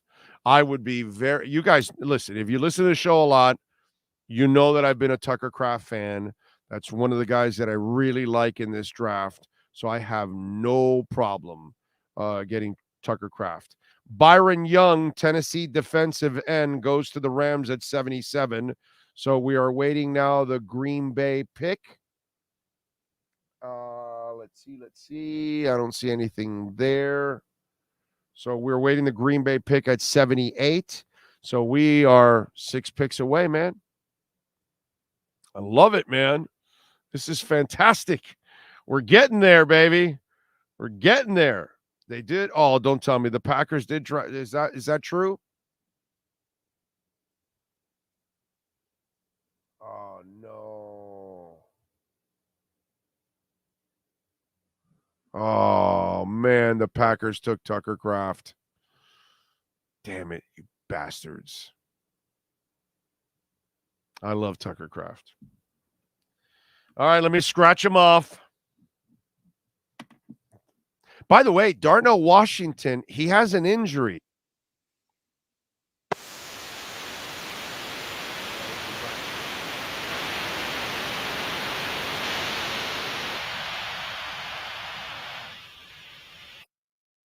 Oh, God. Boston just took a 5-4 lead with 9:38 left in the third. Damn it. Shoot. 9 goals in that game already. That's just absolutely crazy. Okay. All right. Anyway. Yeah, Tucker Kraft, South Dakota State, goes to the damn Green Bay Packers, you bastards. All right. Well, he's gone. Oh, and it was shorthanded, huh? Wow, that sucks. Why are the Panthers getting weapons all of a sudden? Why are the Packers getting weapons all of a sudden after trade? Well, you got a young quarterback, and so they end up picking up a couple tight ends, didn't they, in this draft? So these are high percentage passes. When you have young quarterbacks, you kind of want to make them grow inside out. So the passes to running backs and tight ends are more high percentage passes for them. So with a guy like Jordan Love, you want him to succeed. Plus, they already drafted wide receivers, right? Because they were developing the young wide receivers last year. So now you get the tight ends for the kid, And now you got the running game already as it is. So now you've given the young man all the weapons he kind of needs in order to succeed. You know what I'm saying? So I think that that's kind of the thinking with Jordan Love. Let's give him, what's it called? Let's give him, weapons to make his life a little bit more easier. And let me make sure I got it right. They got Lucas Van Ness in the first round. They got Luke Musgrave out of Oregon State in the second round. They picked up Jaden Reed, the Michigan State wide receiver, and then Tucker Kraft. So, they are loading up in order to help out their young quarterback. That makes a lot of sense. I don't have a problem with that. I think that's actually very smart. And remember, Cam Wolf, by the way, told me he's hopping on just after the pick is made. So we'll have Cameron Wolf on in just a few moments after the pick is made, of course, by the Miami Dolphins. Let me see what we got here. Okay, there we go. Okay. And we are right now, Josh Downs, North Carolina wide receiver, goes to the Colts at number 79. We are now 5 picks away from the Miami Dolphins. The Carolina Panthers are next up with the 80th pick. The Tennessee Titans are 81. The Bucks are 82. The Seahawks are 83. And then, of course, our beloved Miami Dolphins at number 84. The Cats have tied up the game at 5-5. Matthew Tkachuk with the goal, a wrist shot assist by Lundell and Forsling. So we are 5-5 with 8:28 left in the third period right now. Hell of a game going on at the FLA Live Arena. They got to win this, man. They got to. The beauty of winning this game for the Panthers is that the entire pressure falls on Boston after that. Okay, not that you're going to go in there loosey-goosey or whatever. You're going to go in there intense and you want to play, but Boston is the number 1 seed. It's kind of like the whole Milwaukee thing. Giannis Antetokounmpo can say whatever he wants. Oh, it's not a failure. No, it is a failure. You are the number 1 seed, bro. It's a failure. Now, if you lost maybe in the Eastern Conference Finals to the Celtics, okay, it's not a failure. You had a great year. You made a nice run, and you lost to a great team in the Celtics. You lost to the 8th seed. And by the way, the only game they won without you, Giannis. You came back and lost the 2 games. That's a failure. The Boston Bruins cannot lose to the Panthers. That would be a major failure on their part, just like the Panthers having the record they had and to only get to the second round and get smoked, kind of a failure for them too. Right now we are at the 8:15 mark. Yeah, third period, 8:15. Okay. Carolina Panthers with the 80th pick in the draft. The Carolina Panthers are selecting linebacker DJ Johnson out of Oregon. So that selection is in. We are now at number 81 with the Tennessee Titans, the team that is telling Ryan Tannehill, you're not good enough. It took them a while, huh? It took Tennessee a while for them to figure it out. The shit that some of us knew several years ago, that dude will never be the answer, but they figured it out. It's all right. Big O, if you can read Daniel Oyefusi's tweet from 8:50. Let's see. Give me a second here. Let me get to it. Let's see what he's got. All right. Daniel Oyefusi, you said at what time? 8 what?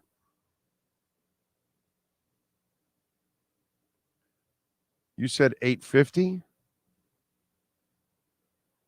8:50. So that is, okay, an hour and 15 minutes ago. I'm not good at math.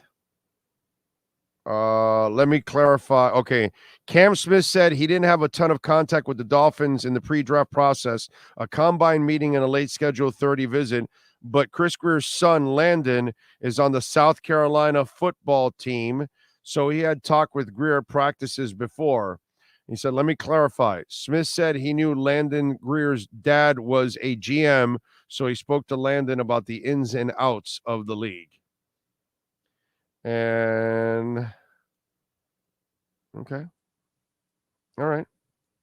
Yeah, this is why you can't measure some interviews or no interviews. You really don't know sometimes. Okay. All right, we are waiting for Panthers. Let me see what we got here. No, not the Panthers. Oh, yeah. No. The Panthers have traded up from 93 to 80. That's what it was. Okay, and that's why they took the Oregon guy. Then Tennessee has made their pick. So we are, have they? Wait a minute. Hold on a second. No, we are waiting Tennessee's pick. That's what it is now. We're waiting Tennessee's pick at 81. Okay. All right. Ismael Vargas, thank you for the love on the super chat, my friend. He says, just tuned in. What were your thoughts on Cam Smith? I would say rewind, and you can get all the insight and everything. If you kind of know the way this show rolls, we don't repeat content. You got to go back and go. So go back and listen to the draft pick, and then we follow up with reports from some scouts. Okay? Just so you'll know.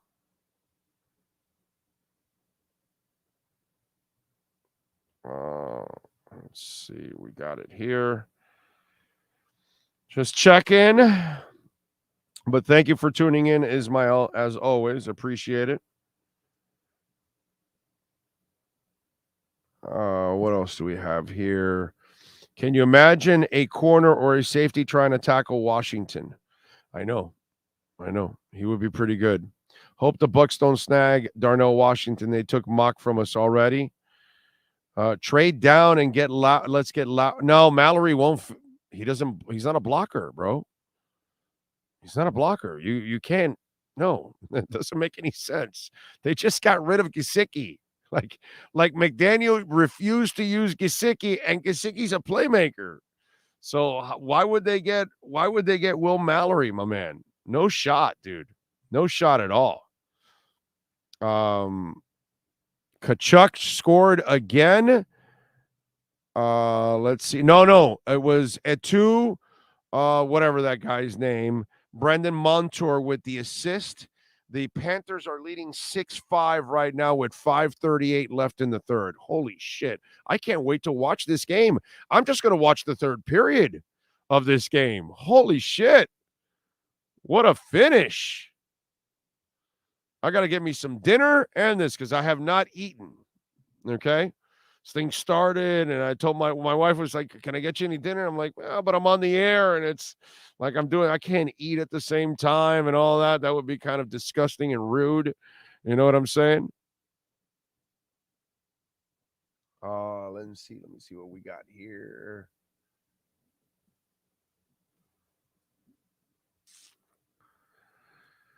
I don't see anything yet on the Titans. I have not seen a pick yet on the Titans. I am waiting.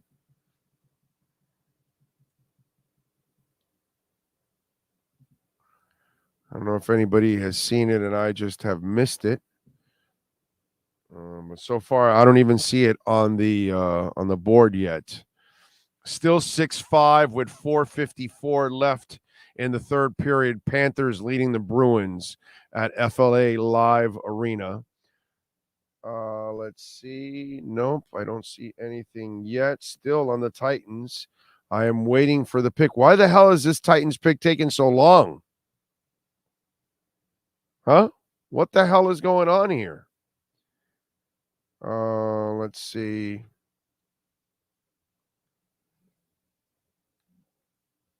Oh, they got wait a minute. Oh, wow. I love this kid.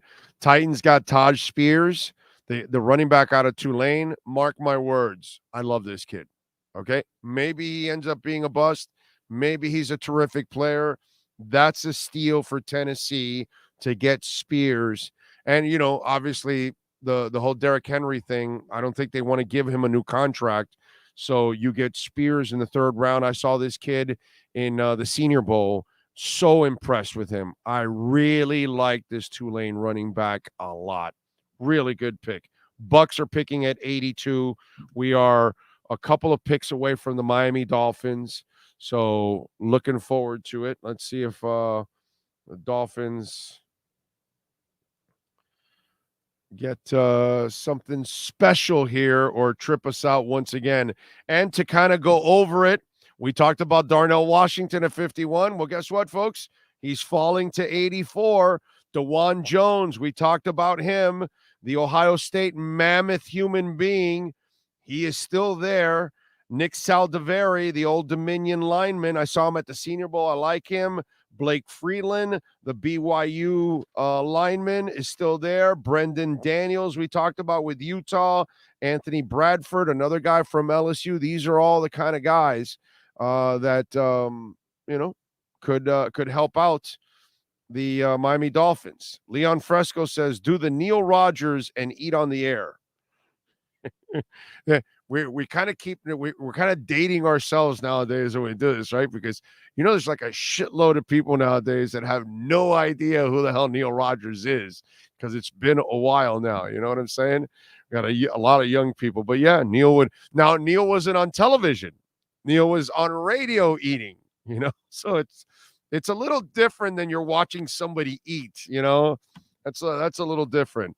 Yaya Diaby, the Louisville defensive end, goes to the Tampa Bay Buccaneers at 82. Ladies and gentlemen, we are 2 picks away from the Miami Dolphins, okay? And the Panthers are 6-5, leading right now with 4:17 left in the third period, okay? And hopefully we will get Cam Wolfe right after the pick by the Miami Dolphins. Let's see. See if we can break a little news for you and find out. Last year, we got the 3rd-round pick before anybody else. Let me see if I can pull it off again. I can try and see if I can try to work my sources here. See if it can. We are waiting for the Denver Broncos pick. Whoa. Oh, no, it's not. It was the Buccaneers. Okay.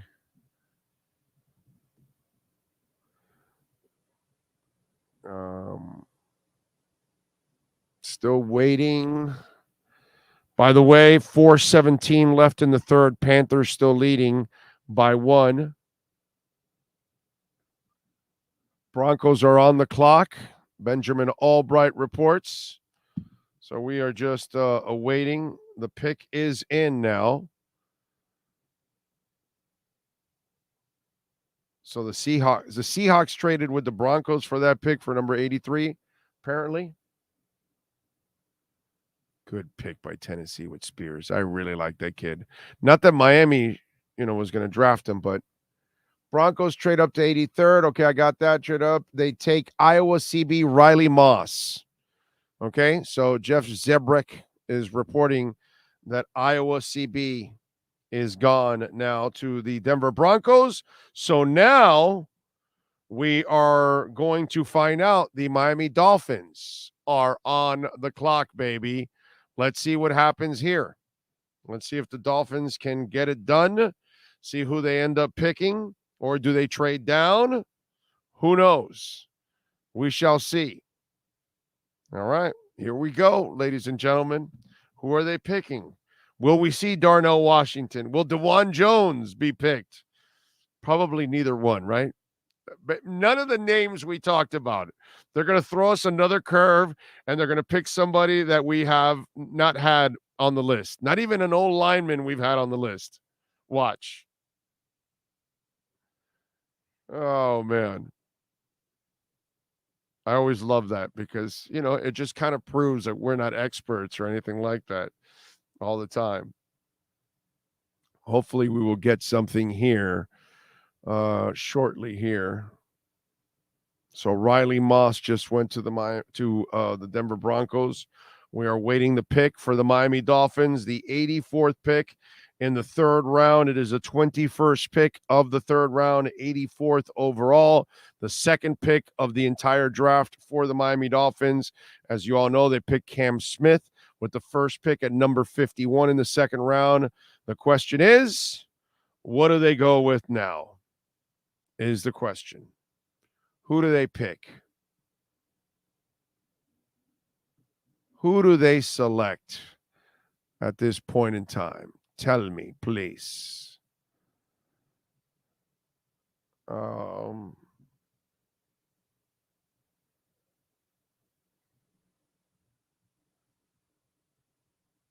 I got another scout in on Cam Smith. I'm waiting. I'll read it for you in a second right here. We will find out now who are they going to get.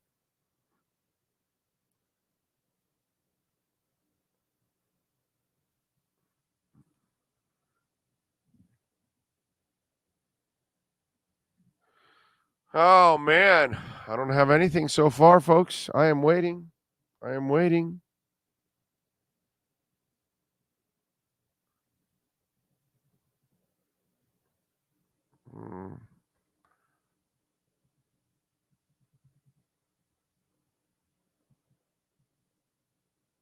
Let's see.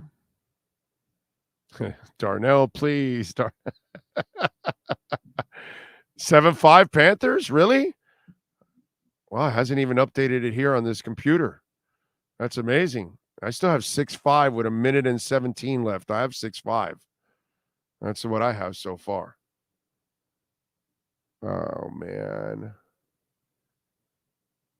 I am waiting, folks. I don't see it yet. 1 minute 17 left in the third. Panthers winning 6-5. You guys are saying there's a goal? Let's see. 7-5, 38 seconds left. I have 6-5, 28 seconds left. Now 7-5. They just changed it. Sam Reinhart. Boy, was that an empty netter? Is that what it was? I would imagine, right? It had to have been an empty netter. Okay. Yeah. Okay. All right. Cool. Hey, they won. Forcing a game 7. This is awesome. That's fantastic. All the pressure's on stinking Boston now. Oh, man, that's fantastic. I love that. That is awesome. Okay, do we have a pick or what, dude? Oh, I'm waiting. Come on, baby. Come on. Give me the pick. Let's see. This suspense is killing me. The Dolphins have selected speedy wide receiver Devon Achane at number 84. He is a good little running back. There you go. I thought they were trading for Dalvin Cook. He's also a returner, if I'm correct. So I think that's why you also got him. So you got a running back / returner. So that means bad news for Myles Gaskin. Okay? Because I'm pretty sure Devon is also a returner, right? Let's see. Yeah, 4.32. Right. Yeah, he's a dangerous kickoff returner. Yeah, exactly. That's what they got. So they got themselves a running back / returner, which but weren't they signing Dalvin Cook? Weren't they trading for Dalvin Cook? Isn't that what was going on? Damn. It's pretty amazing how none of it happens, huh? Well, weren't they trading for the safety from the Bills like it was a done deal, right? Like people said it was a done deal. He's coming here. They're looking for another quarterback to replace Tua, right? And, they were trading for Gibbs last night in the first round, and now they're also going to make the move for Dalvin Cook too. Yeah, no, of course. Achane is awesome. He is awesome. He's a returner. I like him. Yeah, makes sense. It's what you need. You kind of need a returner on this team, and you need kind of a speed back out of the backfield. Drop it off, and he go. So I have no problem with that. Oh, I told you I had a scouting report on Cam Smith. Let me give you another one. Haven't read it. Here we go. Where are we at here? Very athletic, gifted CB that's fluid and can match up with the best wide receivers. Tough, hard-nosed kid. Needs to get stronger and have more consistent motor and stay engaged, but all-out baller that needs to learn from a vet how to be a pro. Kind of the same thing I was telling you that, he's a little off-kilter, maybe not as mature as you would like, that kind of stuff. So this is an AFC scout, okay? Not in the same division. Very athletic, gifted CB that's fluid and can match up with the best wide receivers. That's some strong freaking praise for Cam Smith. Tough, hard-nosed kid, needs to get stronger, and what that happens to a lot of young guys coming out of college. They always got to hit the weight room for the NFL and have more consistent motor and stay engaged, but all-out baller that needs to learn from a vet how to be a pro, and that's where the lack of maturity probably comes in a little bit for him, and probably why he fell, so far. So, all right. So there we go. It starts. Greer sucks. Yeah, baby. I think Greer is just throwing darts. I know. Another dumbass. The best team you've had in 20 years, the best quarterback you've had since Marino, and he's throwing darts. Some of you are just permanently stupid. That's all. Some of you are just permanently stupid. Like, you don't know the difference of what's going on now and what's gone on the last 20 years. You're just freaking morons. John Geeb, thank you, bro. Appreciate you with the super chat. Akaney has some solid hands as well. Yeah, he's a scat back returner, bro. That's what a third down back returner, which is what you need on this team. Because with Wilson and Mostert, and by the way, you just added more speed to this offense. That's the other thing that, like the second round pick. Okay, let me take care of the defensive coordinator. And by the way, special teams coach. We killed him last year. They did not. We thought that's the one coach that for sure. Okay, Josh Boyer, a lot of you thought should get fired, right? But almost everybody thought at least the special teams coach should get fired, and they kept him. Well, part of it is he didn't have a returner. Well, he's got one now. They haven't had one since they traded their Pro Bowl returner. Okay?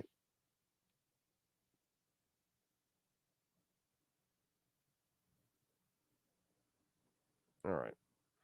Well, if Cam don't show up in the next 2 or 3 minutes, I'm out of here. Richard Hall, thank you for the love on the super chat.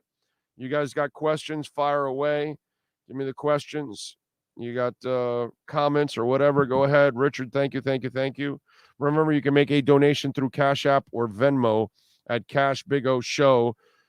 Cruz says he likes to pick a talented running back, add to the running back room, an uber-talented cornerback. Only people mad don't know football. It's complexities outside of Madden. Yeah, bro, but the SEC, what you do in the NFL, he's not getting 30 carries here. Here, he's not going to be a main back. He's going to be a complementary back is how they're going to use him. He's not a big back. Just because you get the fly you might be too young, but we had a guy that we used to call the fly for the University of Miami, and he was a small little back, and, he used to get a bunch of carries too. Doesn't mean you're going to get him in the NFL. So in the NFL, he's not going to be a guy. And plus, they don't do that anymore. The Derrick Henrys and those are few and far between, man. He'll be a complimentary back here on this team. Well, John Avery is not the guy you want to compare him to because John Avery was incredibly lazy. Very talented, but very lazy. Dave Meggett. That's a name from the past. Big O, I like your optimism, but come on, man. You're the one who's been saying all month long, there's no way in the world we're going to draft a running back. Yeah, no, they won't draft him high. Third round's 84th is not a high pick, bro. Okay. And this is a returner, a running back and a returner is what you're adding with him. It's not just you have your running backs. A Caney, I think is how it's pronounced. I don't know. I'm going to ask Cam because maybe Cam knows how it's pronounced. I think it's a Caney. I'm not exactly sure. Maybe somebody can help me out. Let's get to Cam Wolf, baby. We unleash the Wolf Pack as we get the latest in the NFL and the Miami Dolphins with our KSDT CPA Pro Football Report with NFL Network insider Cameron Wolf. KSDT is one of South Florida's largest and one of the country's fastest growing accounting firms. KSDT CPA is a full-service firm that also excels in crypto. Visit them at ksdtcpa.com or call 305-670-3370. Here's NFL insider Cameron Wolf. All right. A chain? Is that how it's pronounced? Is it a chain or is it a Caney? It's Devon Achane. Achane? Devon Achane. Okay. So talk to me. What do you think about that pick?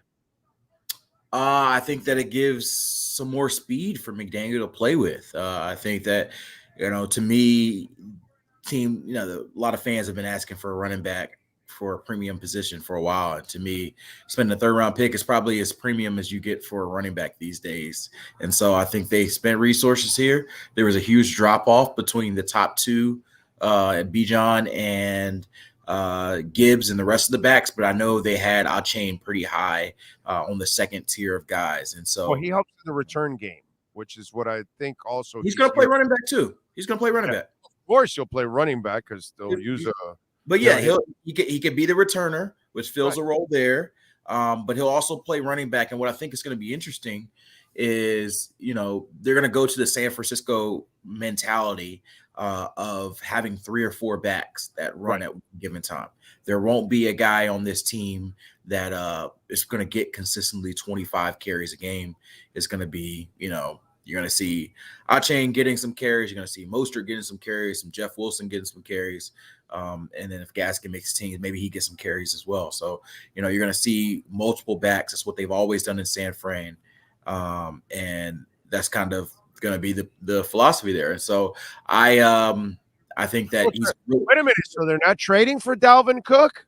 I don't think they're going to trade for Dalvin Cook. They're not signing Dalvin Cook? I don't think that's going to happen. You spend a third-round pick on a running back.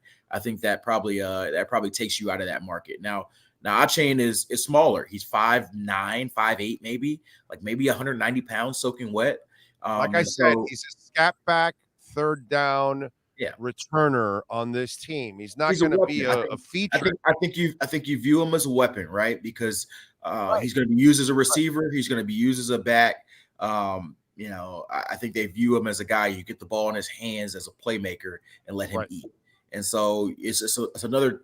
I don't like to refer to players as this, but essentially like a toy for Mike McDaniel to have within his offense. You've got Tyreek Hill, you've got Jalen Waddle. Now you have Achane that you can throw in there as well. And so Mostert and Achane coming out of the backfield. That's a shit ton of speed. That's a lot of speed. It's a lot of speed, and speed kills. McDaniel has been very clear about this early, that speed kills. And so, one thing they'll have to be careful with, and maybe they have enough backs for it, is the health, because I don't know if any of these backs you feel great about playing 17 games, but they've got enough that maybe all together they'll survive.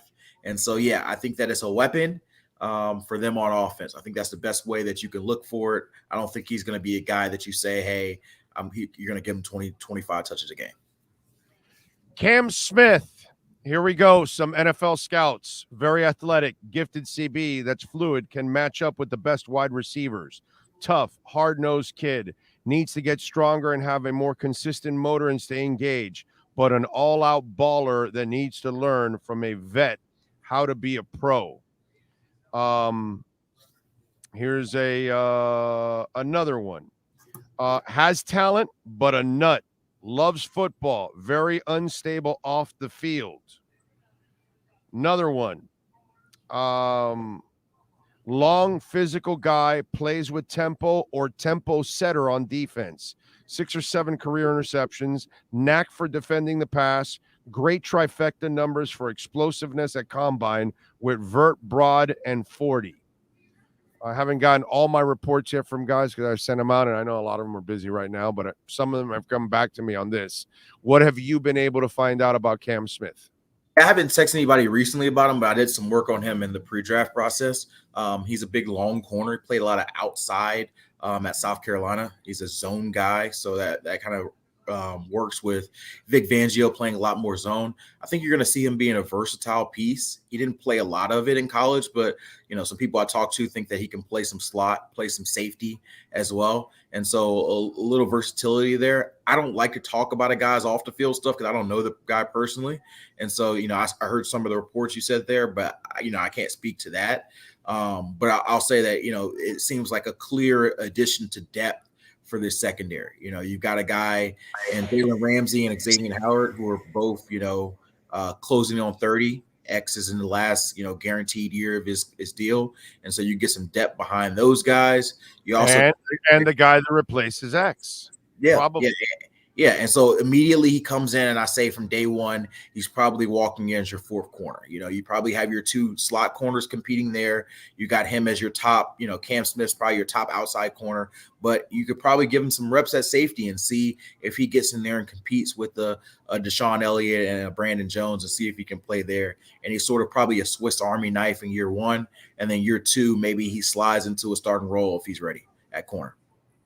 What do you think overall? Because we were all talking tackle, guard, tight end. Yeah.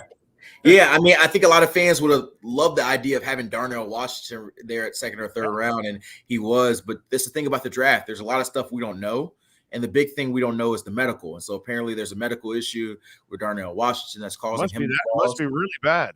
Yeah, right. And so here's the 2 things that I think we as media and maybe the public screw up about the draft. One, we don't know about medical and character, and medical and character are the biggest thing that make people drop.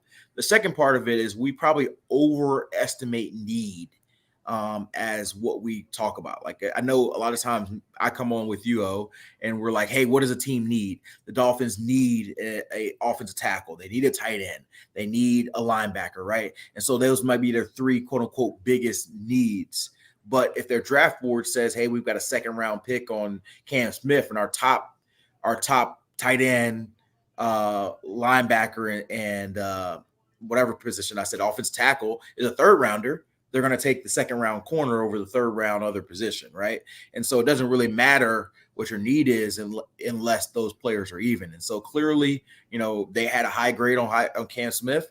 And then for Achane, this clearly seems like a McDaniel pick. And so I think they desperately needed offensive tackle help. I do not feel comfortable trusting the current group going into the season, but I am not the head coach or the GM of the Dolphins. And so they clearly feel otherwise. I've told you time and time again, I think they're signing, like Cameron Fleming or whatever. They can certainly do that. They can sign a Cameron Fleming. They can go to a Brandon Shell, do something of that sort, and try to fill it that way. But to me, I think they would like badly Austin Jackson and Liam Eichenberg to be their starting right tackle and their left guard. And that's a lot of trust for a team that's really seemingly all in a lot of other categories. Yeah, no, I'm with you there. Overall, you like what they did. And, the other thing is, I was telling the Dolphin fan out there, okay, you can't be excited about Vic Fangio and say, oh, I love it. We got ourselves a defensive coordinator. And then the defensive coordinator says, I need a corner to do what I need to do. And then they go and get him. You can't have it both ways. I'm trying to tell Dolphin fans out there. So while we're all convinced with tight end and a tackle and, the things that we said were obvious needs that we think are obvious needs, well, they kind of look at it differently. And, last year you had to kind of cater your offensive coach that he needed certain things. And you went and got him Armstead, and you got the center, and you got the running backs, and, you got Tyreek Hill. Well, now you got a defensive coordinator. And if you want him to do his job, well, you got to give him the pieces that he needs. And Cam Smith obviously has got to be a Vic Fangio pick. Yeah, I actually thought that DB was a bigger need than a lot of people thought. I think I've told you through the process, I thought that cornerback or safety was a You position have actually. that they Yes, could you have. target throughout. And, so it didn't surprise me as far as that perspective. Like, I didn't know what their draft grades were. Clearly, they had a high grade on Cam Smith, but it didn't surprise me that this was a position that they would have added. It would have surprised me if they drafted a quarterback high, right? But it did not surprise me as far as a DB. I think this is a team that, you are always having to look at what are the spots that we are most vulnerable if somebody gets hurt. And at cornerback, you spend all this money for Xavier and Jalen Ramsey. If one of those guys, and they're older guys, and Xavier's had injury issues in the past, if one of those guys get hurt, you have some issues. This guy immediately is going to come in and be a top depth target there, and he's probably a long-term answer for one or both of those players in the future. And even in the short term, I thought that safety, although you signed a Deshaun Elliott, you have Brandon Jones. This is a guy who's coming off a torn ACL who I like a lot, but that's a lot to bet on a safety. And then you have Deshaun Elliott, who you're paying $2 million essentially. I don't know if you feel great about either of those guys at this stage. And so if you have another guy in Cam Smith who can play safety, that gives you another option there as well. And so I'm fine with the pick. I'm not like jumping up and doing jumping jacks and saying, hey, they got the steal of the draft. But there's a lot of picks that are just like, hey, we'll see. And I'm just going to be honest with you. We'll see. I don't have a strong opinion of Cam Smith. I don't have a strong opinion of Devon Achane. I know that's a lot of speed for Achane. He's not going to be a heavy carry guy, but No, if McDaniel thinks that he's going to be a difference maker and that defenses have to worry about him and that brings less attention on Hill and Waddle, then that's a win. And if Cam Smith helps them in the short term and the long term, then I think that's a win as well. Yeah, no, there's a role for those guys. So there's no doubt that it's obvious that there's a role for those players. So it's not like they aren't needed. They actually are needed. But yeah, I'm with you there. All right. What do you got going on the NFL Network this week in their Slacker? Yeah. I've been working, man. I've been on TV all week since Monday. I've been here in Carolina. So I interviewed Bryce Young today. They took the Alabama quarterback. So I am just finishing up my coverage here. And so I'm in a Charlotte hotel for the rest of the evening, and I'll be flying back to Miami tomorrow. But yeah, I had coverage Monday through Friday on a lot of Carolina Panthers stuff. And so next week I'll be back at home and we'll talk a little bit more Dolphins. But this week was about the Panthers. Safe travels, my friend. Appreciate you taking some time. We will catch up next week. Thank you, sir. Absolutely. Appreciate you, man. You got it. This has been the KSDT CPA Pro Football Report with NFL insider Cameron Wolf. KSDT is recognized by Forbes as one of the top tax accounting firms for 2022. KSDT CPA is a full-service firm that also excels in crypto. Visit them at ksdtcpa.com or call 305-670-3370. All right. Thank you all out there, as always, for tuning in. Appreciate everyone out there. Appreciate Sean Stanley, and obviously hope Sean is all right. Sean got placed on the IR right before we got on, so I'm hoping he's able to get through it. So it's a beautiful thing. And so let's hope that Sean gets through this and bounces back, and we'll have him on Monday. We will be back on Monday. Remember, you can always make a donation through Cash App or Venmo. Always appreciate all of you out there. Thanks to Cameron Wolf. We will see all of you on Monday morning. We'll have a little fun on Monday morning. We'll go over some of the stuff. Oh, by the way, tomorrow I will pop in for the 6th and 7th round picks. I'm not going to do a show to cover the 6th and 7th rounds. No. But each pick I will pop in live and we'll give you a recap, and I'll try to get, some information on some of this stuff. So we will do all of that for you. All right. Appreciate all of you out there. We will see you tomorrow afternoon here covering the day 3 of the NFL draft. Thanks to the great people at ejdconstruction.com. You're watching our NFL draft coverage, South Florida style. It's the EJDconstruction.com off-season NFL draft tour. For additions, home remodeling, and custom work, call Eric at 305-433-4843. EJDconstruction.com is the custom home builder and general contractor you can trust. 305-433-4843. The off-season NFL Draft Tour is presented by SportsGrill.com and mastered by executive producer Sean Stanley. Please search and subscribe to the show on most platforms by searching Big O Radio Show.